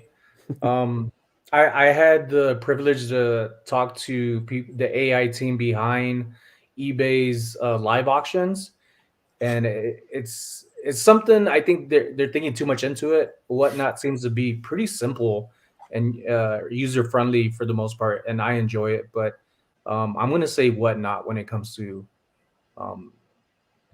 just about anything. Time, listing an item, taking photos. It doesn't have to be perfect. You don't need a white background. Plus, you're also showing it live, so you could just have it numbered if you want. But I highly recommend you do share photos on Whatnot. So I'm going to say Whatnot as well, but I'm going to give a disclaimer because it's not as easy without a following as it has been for us on the panel. We have a following. We do. I raid smaller sellers every night I go live that have like 5 to 10 people in the chat to try and help them. And maybe I'm going to explain that to you. What raid means. I said people might not know what that means. To raid. Yeah, explain that. What you mean on Whatnot, if you have an iPhone, when your show ends, instead of just ending it, I can send all of my viewers to somebody else. And I was alternating between bigger and smaller sellers, and now I do about 90% smaller sellers because it has a bigger impact on them. Even if like my friends are live, I go to the smaller sellers. And we have had a couple people tell us stories about nobody was in their last 2 lives and they were going to give up, and nobody would even take their giveaways. But Sonny, here's a caveat to that. Again, me keeping it real. It's not for everybody. Some people, you have to get excited about what you have. You have to describe it well. You have to show it well. If you're not talking and interacting with the chat, some people just aren't social like that. And I've seen that by going into these smaller sales, and some of them, like, and not being mean, I can see why. Mm-hmm. They're really like they make you want to fall asleep. You got to keep people excited, guys. If you want to do Whatnot, you got to keep them excited. You got to be upbeat. You have to have good items. So it's hard because until you get established, you might not get what you want for it, and that's something that is a price of building your business. It's almost like paying for advertising to grow your customer base. And it can be hard. If you think you want to try it. I don't want to discourage anybody, but I also don't want people to think it's going to be as easy as it's been for me. And I'm not going to lie, it's been very easy for me because I have a following. So I was able to walk in there. I sell out every show, every time I go live. That is not the case if you don't have a following. It's going to take a while, but I have seen people with no social media following hit it out of the park, and they are kicking my butt. So it is possible. You have to have great product, though. You have to have great product. Like you said, you have to be engaging as well, and you have to have it, you have to have it priced right. That doesn't mean give it away, but you know, you have to, it is an auction format for the most part. So you do have to allow for a little flexibility in there. Sometimes things will go for above market value. Sometimes things will go for below, and sometimes it'll sell for just right. So it is a, you know, it does kind of even itself out over Yeah, time. and even I get frustrated. Like, I'll put up $100 pieces for a $10 starting bid, and it'll go to 12, and I'm like, Right. you know, so, and I see Gino, thank you. You like my new grill? If anybody, Marcia told me somebody was saying something. I went and got veneers, guy. It didn't like magically turn white overnight. I'm not trying to hide it. That's why I was in Miami last Tuesday. Actually, I came live from Miami. That is what I went and had done. So thank you, Gino, and any of the rest of you who noticed it. And yeah, Joyce, it's not all sunshine and rainbows. Some people, like I said, you might like Sanford and Son, and I say her name all the time. She's actually a viewer of mine, but she had no social media following, and she has more followers and gets way more sales than I do. But she has amazing product.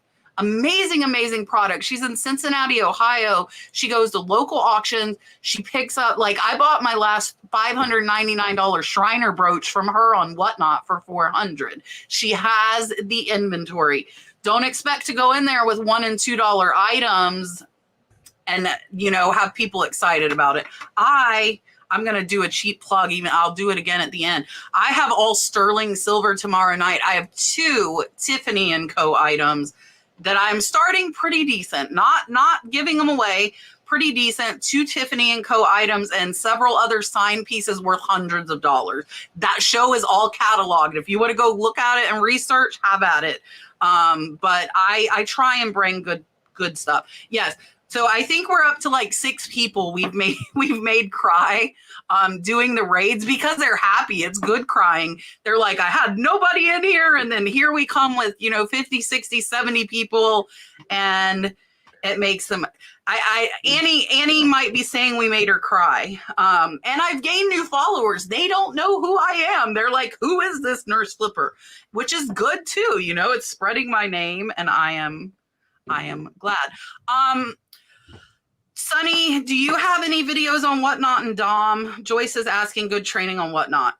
I believe, Dom, you have a Facebook page for Whatnot, right? Yeah, I mean, if you're not a member of it, it's free. It doesn't cost anything.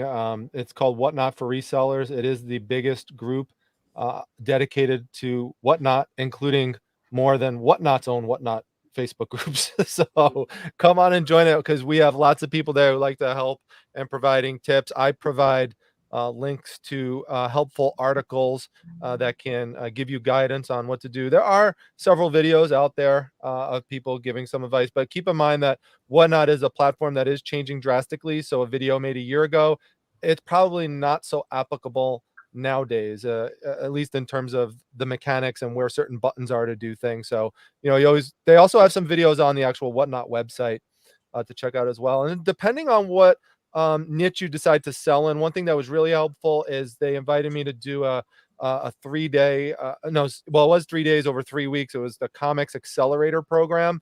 And so it's like a 3-week training course, but it's 1 day a week. And they go over all sorts of things with you, like, you know, setting goals and looking at certain metrics and marketing and sourcing inventory and stuff. And it was very, very helpful. So depending on what niche you get in, you might get invited to something like that too, which could help.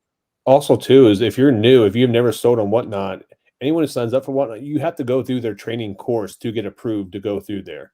So just keep that in mind. So they will sit you down, and you have to do a live Zoom with them and go through the training, because that's what I had to do for when I was signing up for it. I also recommend that every single buddy signs up for Whatnot just to buy stuff off Whatnot, because Whatnot is a great place to source, because you can, just like Kat said, you can go to these smaller chats, and there might be 5-10 people in there. You can find items to resell all day long.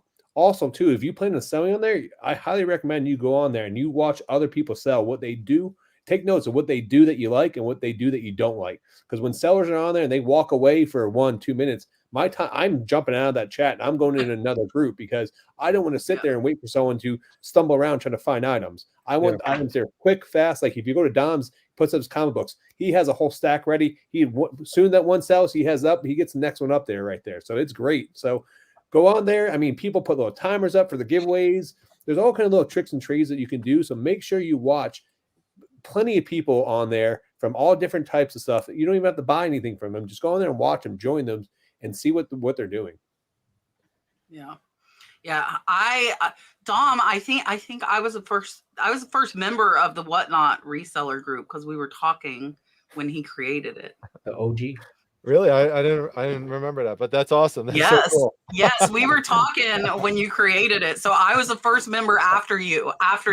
Oh my God. Yes. Wow. And then I thought I got kicked out because I was signed in under the nurse flipper and I'm a ding dong and but and then the other person wound up getting kicked out. Listen. Oh my God. Rachel Strickland has videos on Whatnot. I haven't done them because I just don't feel like the audience is there for me to do them. That's why I haven't done them. Yeah. And that's just, I want interest in my videos from a wider audience, and I don't think it would be that wide. But I agree. So I go really, really fast through things. I know Marsha, Red Cardinal Treasures in the chat, has kind of adopted my model, as has Caroline. Caroline's in the chat. We move fast. Just like Rod said, like people get bored if you're sitting there. Which one do you want me to run? Well, they might not tell you, I might see a few things, but I don't, I'm not going to ask. So I find that works better for me, but I know Dawn Sanford and Son, she does a claw.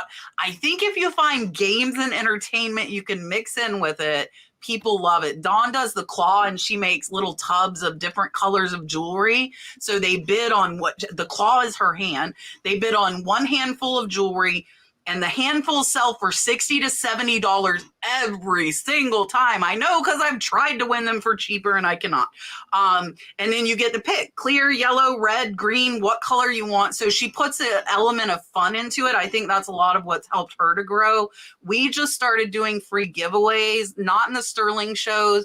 So I give away a random item from the bowl for $10 bids. I think that's helped increase my level a little bit. So yeah, just watch. But I agree with Rod. Watch different sellers. Try and pick up what you like, what you don't like, and make your own style. Richard said $5 more. Oh, go ahead, Dom. I just have one other tip on something I've been implementing more recently. It's been very beneficial. Because some people get mad when there are requests. I would advise not getting mad at the requests that people make for do you have this? Do you have this? Do you have this? Run it. And I just jot them down to the side. And what I tell them is if I don't have it available tonight, come to my next store, because I'm going to try to work that into the next show if I can. And I found that when I do that, people come in and if you load it ahead of time, they could pre-bid on your item. So I go into my show knowing I've already sold a third of my inventory already, because they've pre-bid things that they had requested for previously. And I said, come back to my next show. I'm going to try to work that in. And so I do that regularly now. And even it gives you something in your head to look for to bring to future Whatnot shows if you don't have. All right. Richard's last hurrah, $5, challenging everybody. We are at $335 away from goal, $335, and that is a $2,500 goal. I put $500, so we have raised almost $2,000 through you guys. So thank you so much. Let's see. Glynis wants to know what makes people buy things from eBay. So she's really new. So what would you say? Think of it from a buyer perspective. What would make you buy things from eBay? Nostalgia. For me, that's in the terms of apparel, used apparel. I do very, very well with used apparel, even apparel that's 5 years old, 3 years old, and older. Usually the better, because it could end up being vintage, but a lot of things go with that. But I do very good with clothing, because for me growing up, I didn't grow up rich. I'm sure a lot of us didn't, and probably none of us did, but I had a lot of wants growing up where I used to rip out pieces of magazines, and me and my brothers would fight over these pieces of pictures of magazines and say this was mine. So that was like our window shopping in a way. So growing up was, I see stuff and I think to myself, like, I really wanted that as a kid. And now I want it for myself. And I think of that as a reseller, to appreciate something and put it in a place to make people feel in the way that I didn't as a kid. So there's a lot of different things when it comes to what you find. It could be plushes. I get comments of plushes of people saying, I really want this. Can you hold it? It was from back when I was a kid and I lost it. And they give stories about it that are personal. And I feel for them, and they don't ask for any discounts. They're just saying, can you hold it? Because they're waiting on a paycheck. And I often do that a lot of times, just because I feel the vibes are genuine and sincere. So it really all depends. You don't know what people have lived through and how things make a difference in their life. I thought nostalgia exactly when the words left Sonny's lips. So totally agree with that. Katrina said replacement parts, which was the second thing I was going to say. So beyond that, I mean, it's really chocolate gummy bears. That's interesting. So, I mean, the only other thing I would say is that, generally, if you think of eBay compared to Amazon, eBay is still the go-to place for that one-off item that, you just can't find it on Amazon because it wasn't really a mass-produced thing. I mean, just as an example, like, if someone was looking for a seahorse bell, I mean, I don't know, maybe they have one on Amazon, but you know what I mean? It's like something like that, something more of a unique type of piece that, you're just not going to usually find it on Amazon. So they go eBay and search for it. And a lot of times some people will just search for like some general terms of something they like. Not even they're looking for a specific thing. They might just be looking for seahorse stuff, and then they come across the bell and they say, oh, that's interesting, I'll just buy that. So there's a lot of impulse buys on eBay too. If you ever ask yourself the question, I wish there was a store that I can buy this, that is eBay. Okay, that I shop on eBay. How I first got on eBay was to buy my childhood, 100%. So I'm a collector. I like vintage toys. I've bought, cartoon shows that you can't find on DVD or you couldn't find on VHS that I bought off there. Things that made me happy. Things that bring a smile on my face. People buy, another reason why people shop on there, because they're bored and it's something to do. They just sit there in bed and they look and you window shop. It's just something fun to do. Buying collections, people that are collectors, it's the best place to find items for your collection, because there's always that one-off hard to find item. And the best thing about eBay is you can actually save your search and get notifications when those items pop up. So they make it very easy for you to find items that you can't find. So that's probably one of the biggest reasons why. And also it's very convenient because you're not paying, you're buying for someone. You can negotiate prices on there as well. You can message, but you can interact with them, where you can't do that on Amazon. You can't interact with the seller on there. You can't ask questions. So the eBay does take that barrier down, and they're one of the first platforms to actually do that online. Yeah, and to get into like a little bit of the technical aspect for me as a buyer, like I want to make sure I can see the item. So I think as a new seller, make really, really sure that your pictures are clear and in focus, because I want to see what I'm buying. I see some that I'm like, I can't even see what the item looks like because their pictures are blurry. I don't really care about the titles. I don't care about free shipping because I charge shipping, but I do as a buyer sort for lowest price with shipping to see who's the lowest, whether it's free shipping or not free shipping. So make sure your shipping is correct. That's something really important as a new seller. And I like Dom's seahorse bell. I'd be the one looking for like random seahorse stuff and I'd buy it. Like I'll look for like sea turtle stuff randomly.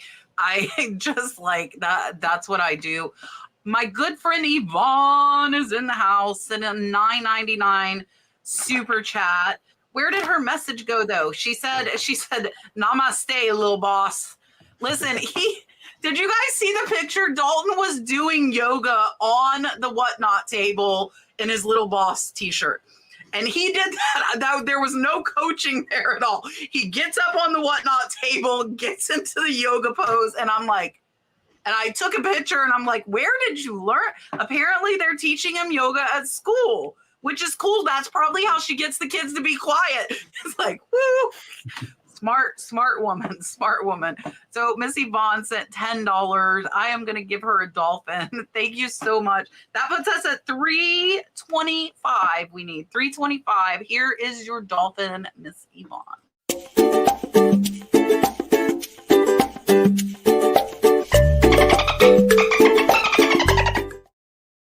Kat, Dun, dun, dun, dun. how many questions do we have What, left? huh? Right now?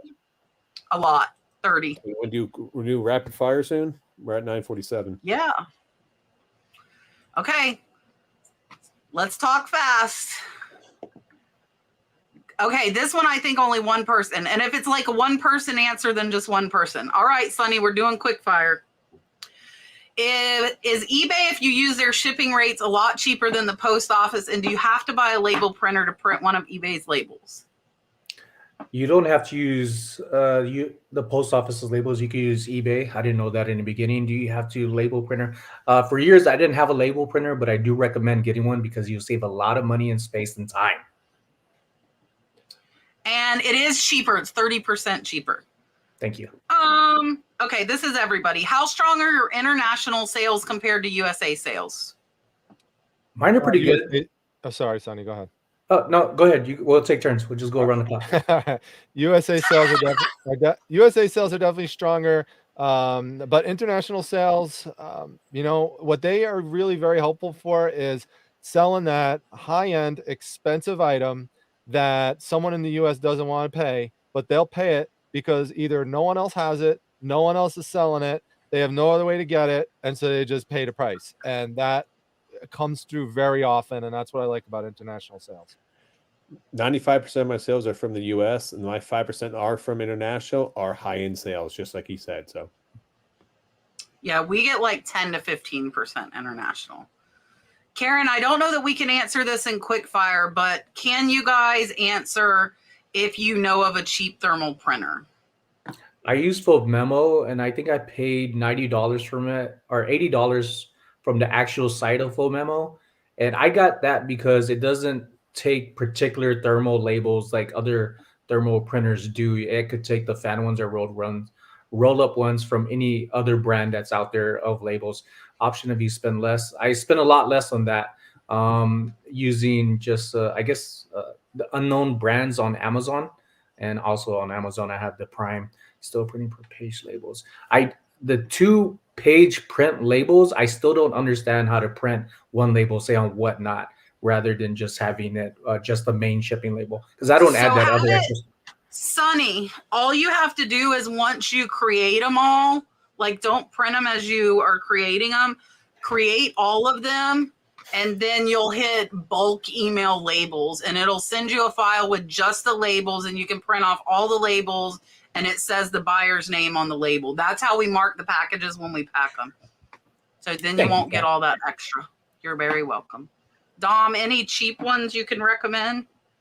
I wouldn't recommend a cheap one per se, because I love Rollo.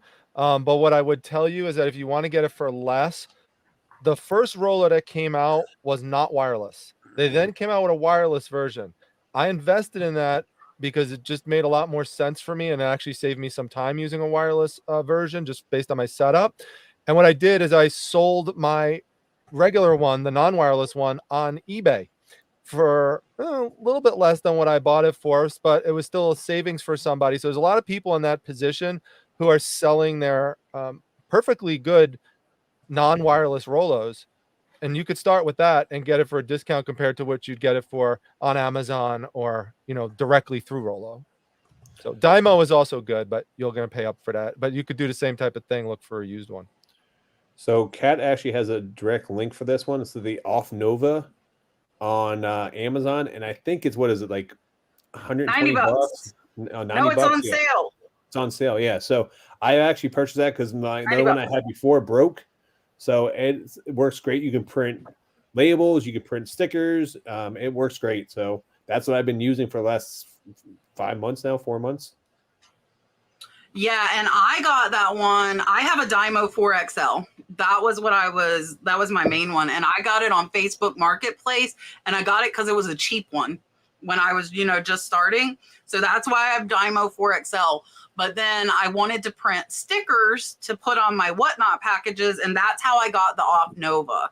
And it has worked excellent, and I print thousands of stickers with it. I haven't tried printing labels because my Dymo's still working, but I like the thought of having a backup thermal printer if my Dymo stops. And it's like Sonny said, you can use the folded or the roll labels, and Rod just told you he's been using it for a while.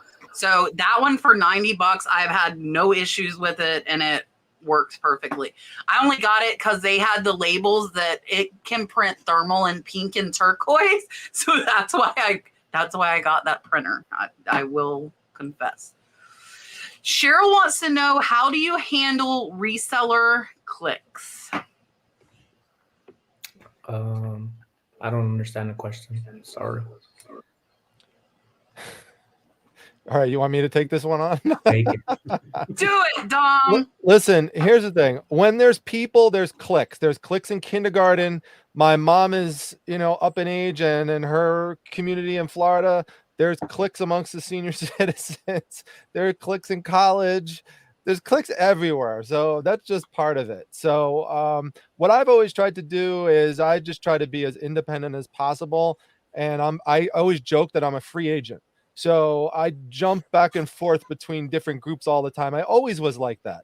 So, I try to be as friendly with as many people as possible. But, at the same time, you also try to not associate with anyone who you might think is doing something, bad or unsavory or something like that you might, personally agree with. So you got to, set some boundaries in terms of who you will or will not associate with. But in general, I try to mix in all types of groups. In fact, on my YouTube channel for years, when I was doing interviews, I was making a point to bring people in from outside the reselling community, even into the reselling community. So I brought people who are experts in jewelry, who had nothing to really do with reselling. I brought comic people in.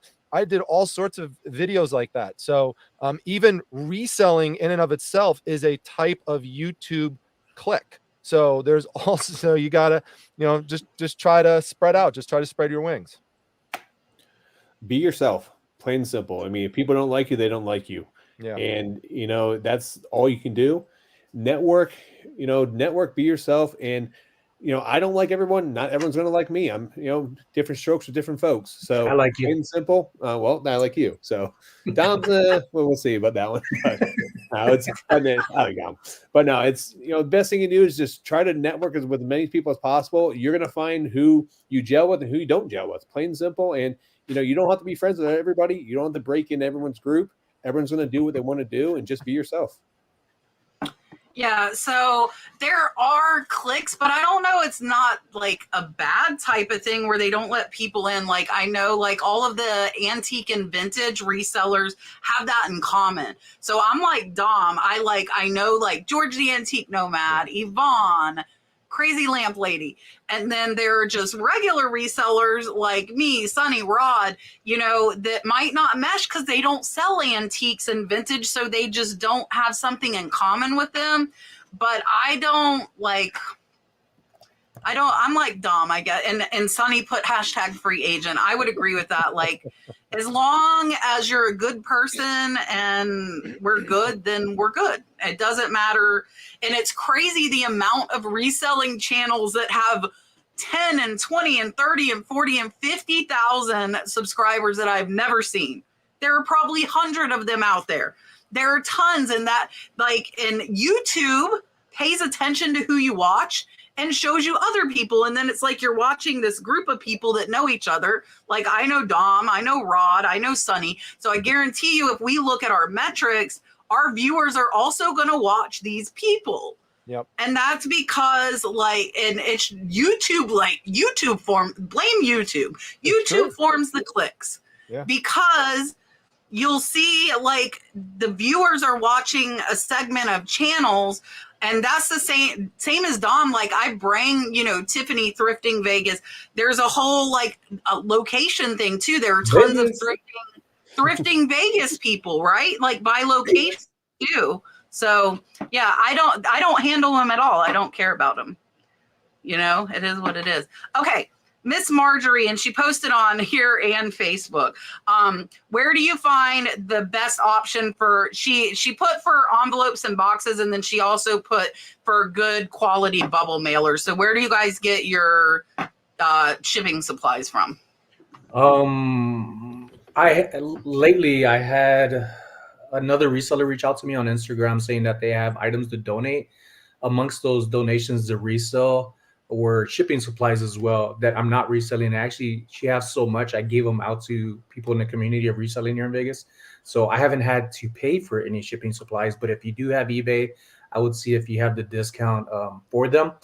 Also on trash days, sometimes people have the boxes just this time of year. People are buying stuff. There's people are losing weight. They're buying things on Amazon. They have the boxes, or just go on Facebook, which is one of the biggest things people talk about and bring up. And this is really good to do. Ask your friends on there who are in your area if you have any boxes, save them. You'll pick them up, or if they're coming over to bring them with for you, and just thank them and give them some free, nice chilled fridge water to pay them back. Specific to bubble mailers, I get the vast majority of them through eBay, usually by using the store coupon. However, there's one particular size of very large bubble mailer that eBay doesn't sell that I get through a bulk deal on Amazon. So sometimes I'll look there as well. Yeah, I either use eBay.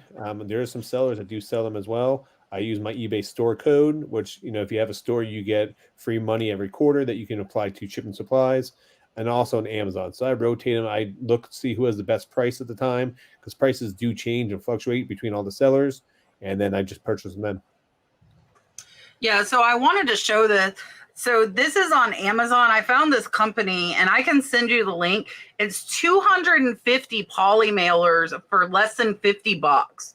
They're less than like 15 cents each, and they're 6x10. They actually are cheaper than the smaller ones I was getting. So I can send you a link to those. Those are the ones we're buying now, and they're really nice ones. We also use our eBay coupon. I get like my 8x6x4 boxes. I do hats from there. And the rest, I love eBay shipping supplies. I actually buy them even if my coupon's out. So they're good quality boxes. Miss Lisa sent $9.99 super chat and said, thank you for the information. And then Mimi also sent $9.99 and said, hope you're meeting your goal. Thanks for the info tonight, which that gets us to $315. And Richard is trying to send us a super chat of all of the rest, and PayPal flagged it. It wouldn't let him send a super chat for that much. So Richard was trying to make us hit it. He's gonna send it to me. So Dom, Richard has a request. Can you do this? Are you ready? I'll see. So he's going to give me the $350 I need. So this is what he wants you to say. He says he wants you to say, Otnip, Droff, I am your father. May the force be with you. With your voice. Otnip, Droff, I am your father. May the force be with you. He must want the Darth Vader voice. So hold on a second. He does. I think he wants. Okay, here you go, Richard. Otnip drops. I am your father. Is that what he wanted? May the force be And with may you. the force be with you. Sorry. And may the force be with you, Richard. Perfect. Oh, man. Thank you, Dom. Sure. That is all Richard wanted. Snowberry Vintage sent 10. Let me give you Ladies and Dolphin. Thank you so much. Dom, thank you. At least it wasn't a mouse. It was not the mouse. Here is your dolphin, ladies. Thank you so much.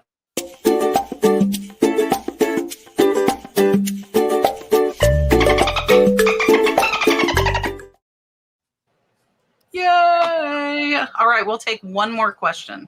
One more question. Let's see. Dun, da, da, da.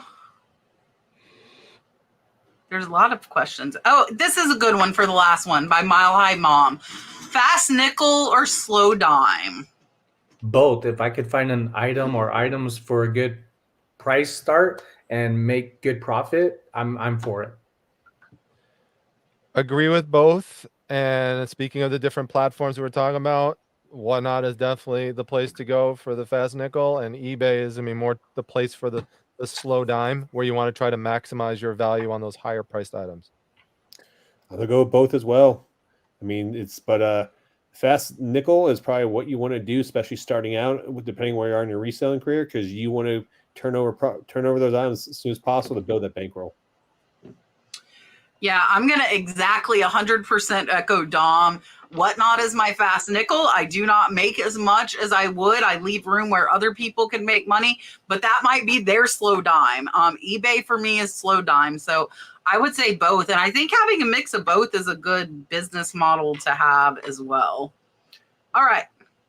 Let's go ahead and let everybody say goodbye and let you know what they have going on. And then Rod and myself will also let you know. And don't forget, Dom is close to 50,000. How much have you gained, Dom? Okay, you look while Sonny's big. And then you got to tell him how many we need. All right. Sonny, tell everybody bye. Bye, everybody. Sonny, tell them about you so they can Okay. you can get to 10,000. I have we were talking about Whatnot, and people were saying how it's kind of hard not having a following. Well, I have one on the 26th, and I suggest you do this with friends as well. Create a little team, network together, which is what Rod was talking about. Mikey usually goes first. I follow. We'll switch that up at times. But anybody after us, we try to find people that are in the community or things that we like, and we'll raid them. So I have one on the 26th. Think of things like that for yourself too, where you don't have to be alone doing something, but you could partner and transition. But I went on 26. I'm a full-time reseller. I'm trying to get to 10,000, and I think I'm around a little over 500 away. And I'm just happy to be here. Thanks, Kat, for having me here. Shout out to Mikey Bags Money. Today's his birthday, which is why I'm wearing this shirt, and Kat is wearing her shirt, a Mikey inspired t-shirt. And I really am happy to be here with Don. It's the first time being live on him. I've always wanted to be live on his show, and I'm really thankful to have now a new person in the panel right here with Kat. And I'm just really thankful and blessed. And I try to take everything that I feel and put it over and let people see how my journey as a reseller is going. And if you want to see more of it, just check out my video and give me a chance to see if I'm worthy of your subscription. Perfect. Here is Mr. Dom. Thank you. First of all, thank you again for having me on, Kat. I really appreciate it, and thank you for the kind words. Always nice to come on your channel, and thank you also, Sonny. Great to be with you as well. We've talked for so many years, and so it's great to finally be on live together, and also awesome to meet Rod. I love professional wrestling, so anyone who's into wrestling and has a Texas Chainsaw Massacre poster behind them, I automatically like them. So that's right. As for me, I think we gained about 40 new subscribers tonight. The total number right now is 49,254 is what it looks like where we're at right now. So, actually just went up a little bit, 49,265. So we're getting there. We're getting there. So I appreciate, check out the channel. I just put up a new video that's doing pretty well. It was an estate sale treasure hunt that I did not actually want to go to. My wife, Mrs. Primetime, twisted my arm to go to it, and found a very good item that she led me to, and many other great things in that house. So definitely check it out. I put YouTube shorts up usually for what's sold. So I usually put up one a day if I could get to it. And on Whatnot, I have an auction tomorrow night at 9 p.m. I am there every Wednesday at 9 p.m. Eastern Standard Time. I do comic book auction. So tomorrow night is Daredevil 158, first Frank Miller Daredevil in comics. And we're going to have other great comics as well. And then on Saturday night, I do my other comic show, which is at 8 p.m. Eastern Standard Time. So we're going to have the comic character Spawn, a lot of Spawn comics, some key issues, some low print runs, and then other non-Spawn comics as well. And then my wife, Mrs. Primetime, also streams on my same channel name, which is Primetime Treasure. We take out the Hunter for there, but Primetime Treasure because it's both of us.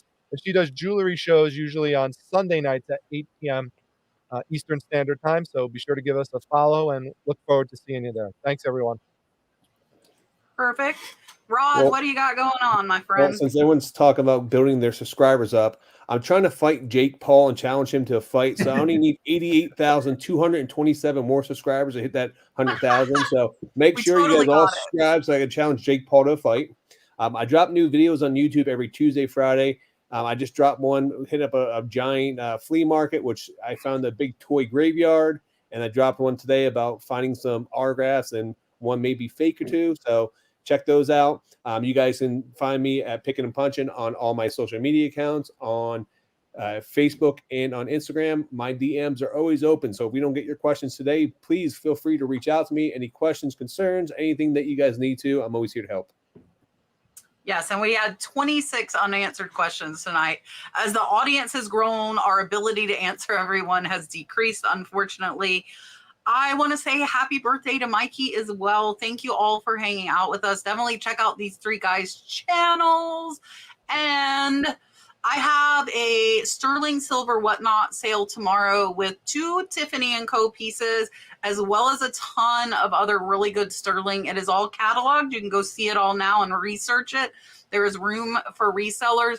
Thursday, we will be doing butterflies and dragonflies and all of the non-sterling jewelry from Renninger's. And I'm actually going to do a haul video on this channel, which I haven't done in a long time. I recorded it today and show you what I picked up at Renninger's in Mount Dora with Marsha Red Cardinal Treasures on Saturday. I spent about $800. So I'm going to show you everything I got, and it's some cool stuff. So I appreciate you all watching. Oh, I never am prepared. I need to see who is on with us next week. Bad Cat. Oh, next week is going to be fun, guys. It is Carrie, American Arbitrage, and his girlfriend, Dawn, Lady Arbitrage. I'm So sorry we it have wasn't fun for you today, folks. Carrie, listen, Sonny, it's always fun. I love them. They're awesome. Carrie has been on multiple times, but we've never had Dawn on. So I'm excited to have Dawn on, and they're coming on as separate guests. So we will have a fun time with those two. We will see you guys. We're here every Tuesday at 8. I appreciate you watching. Bye for now.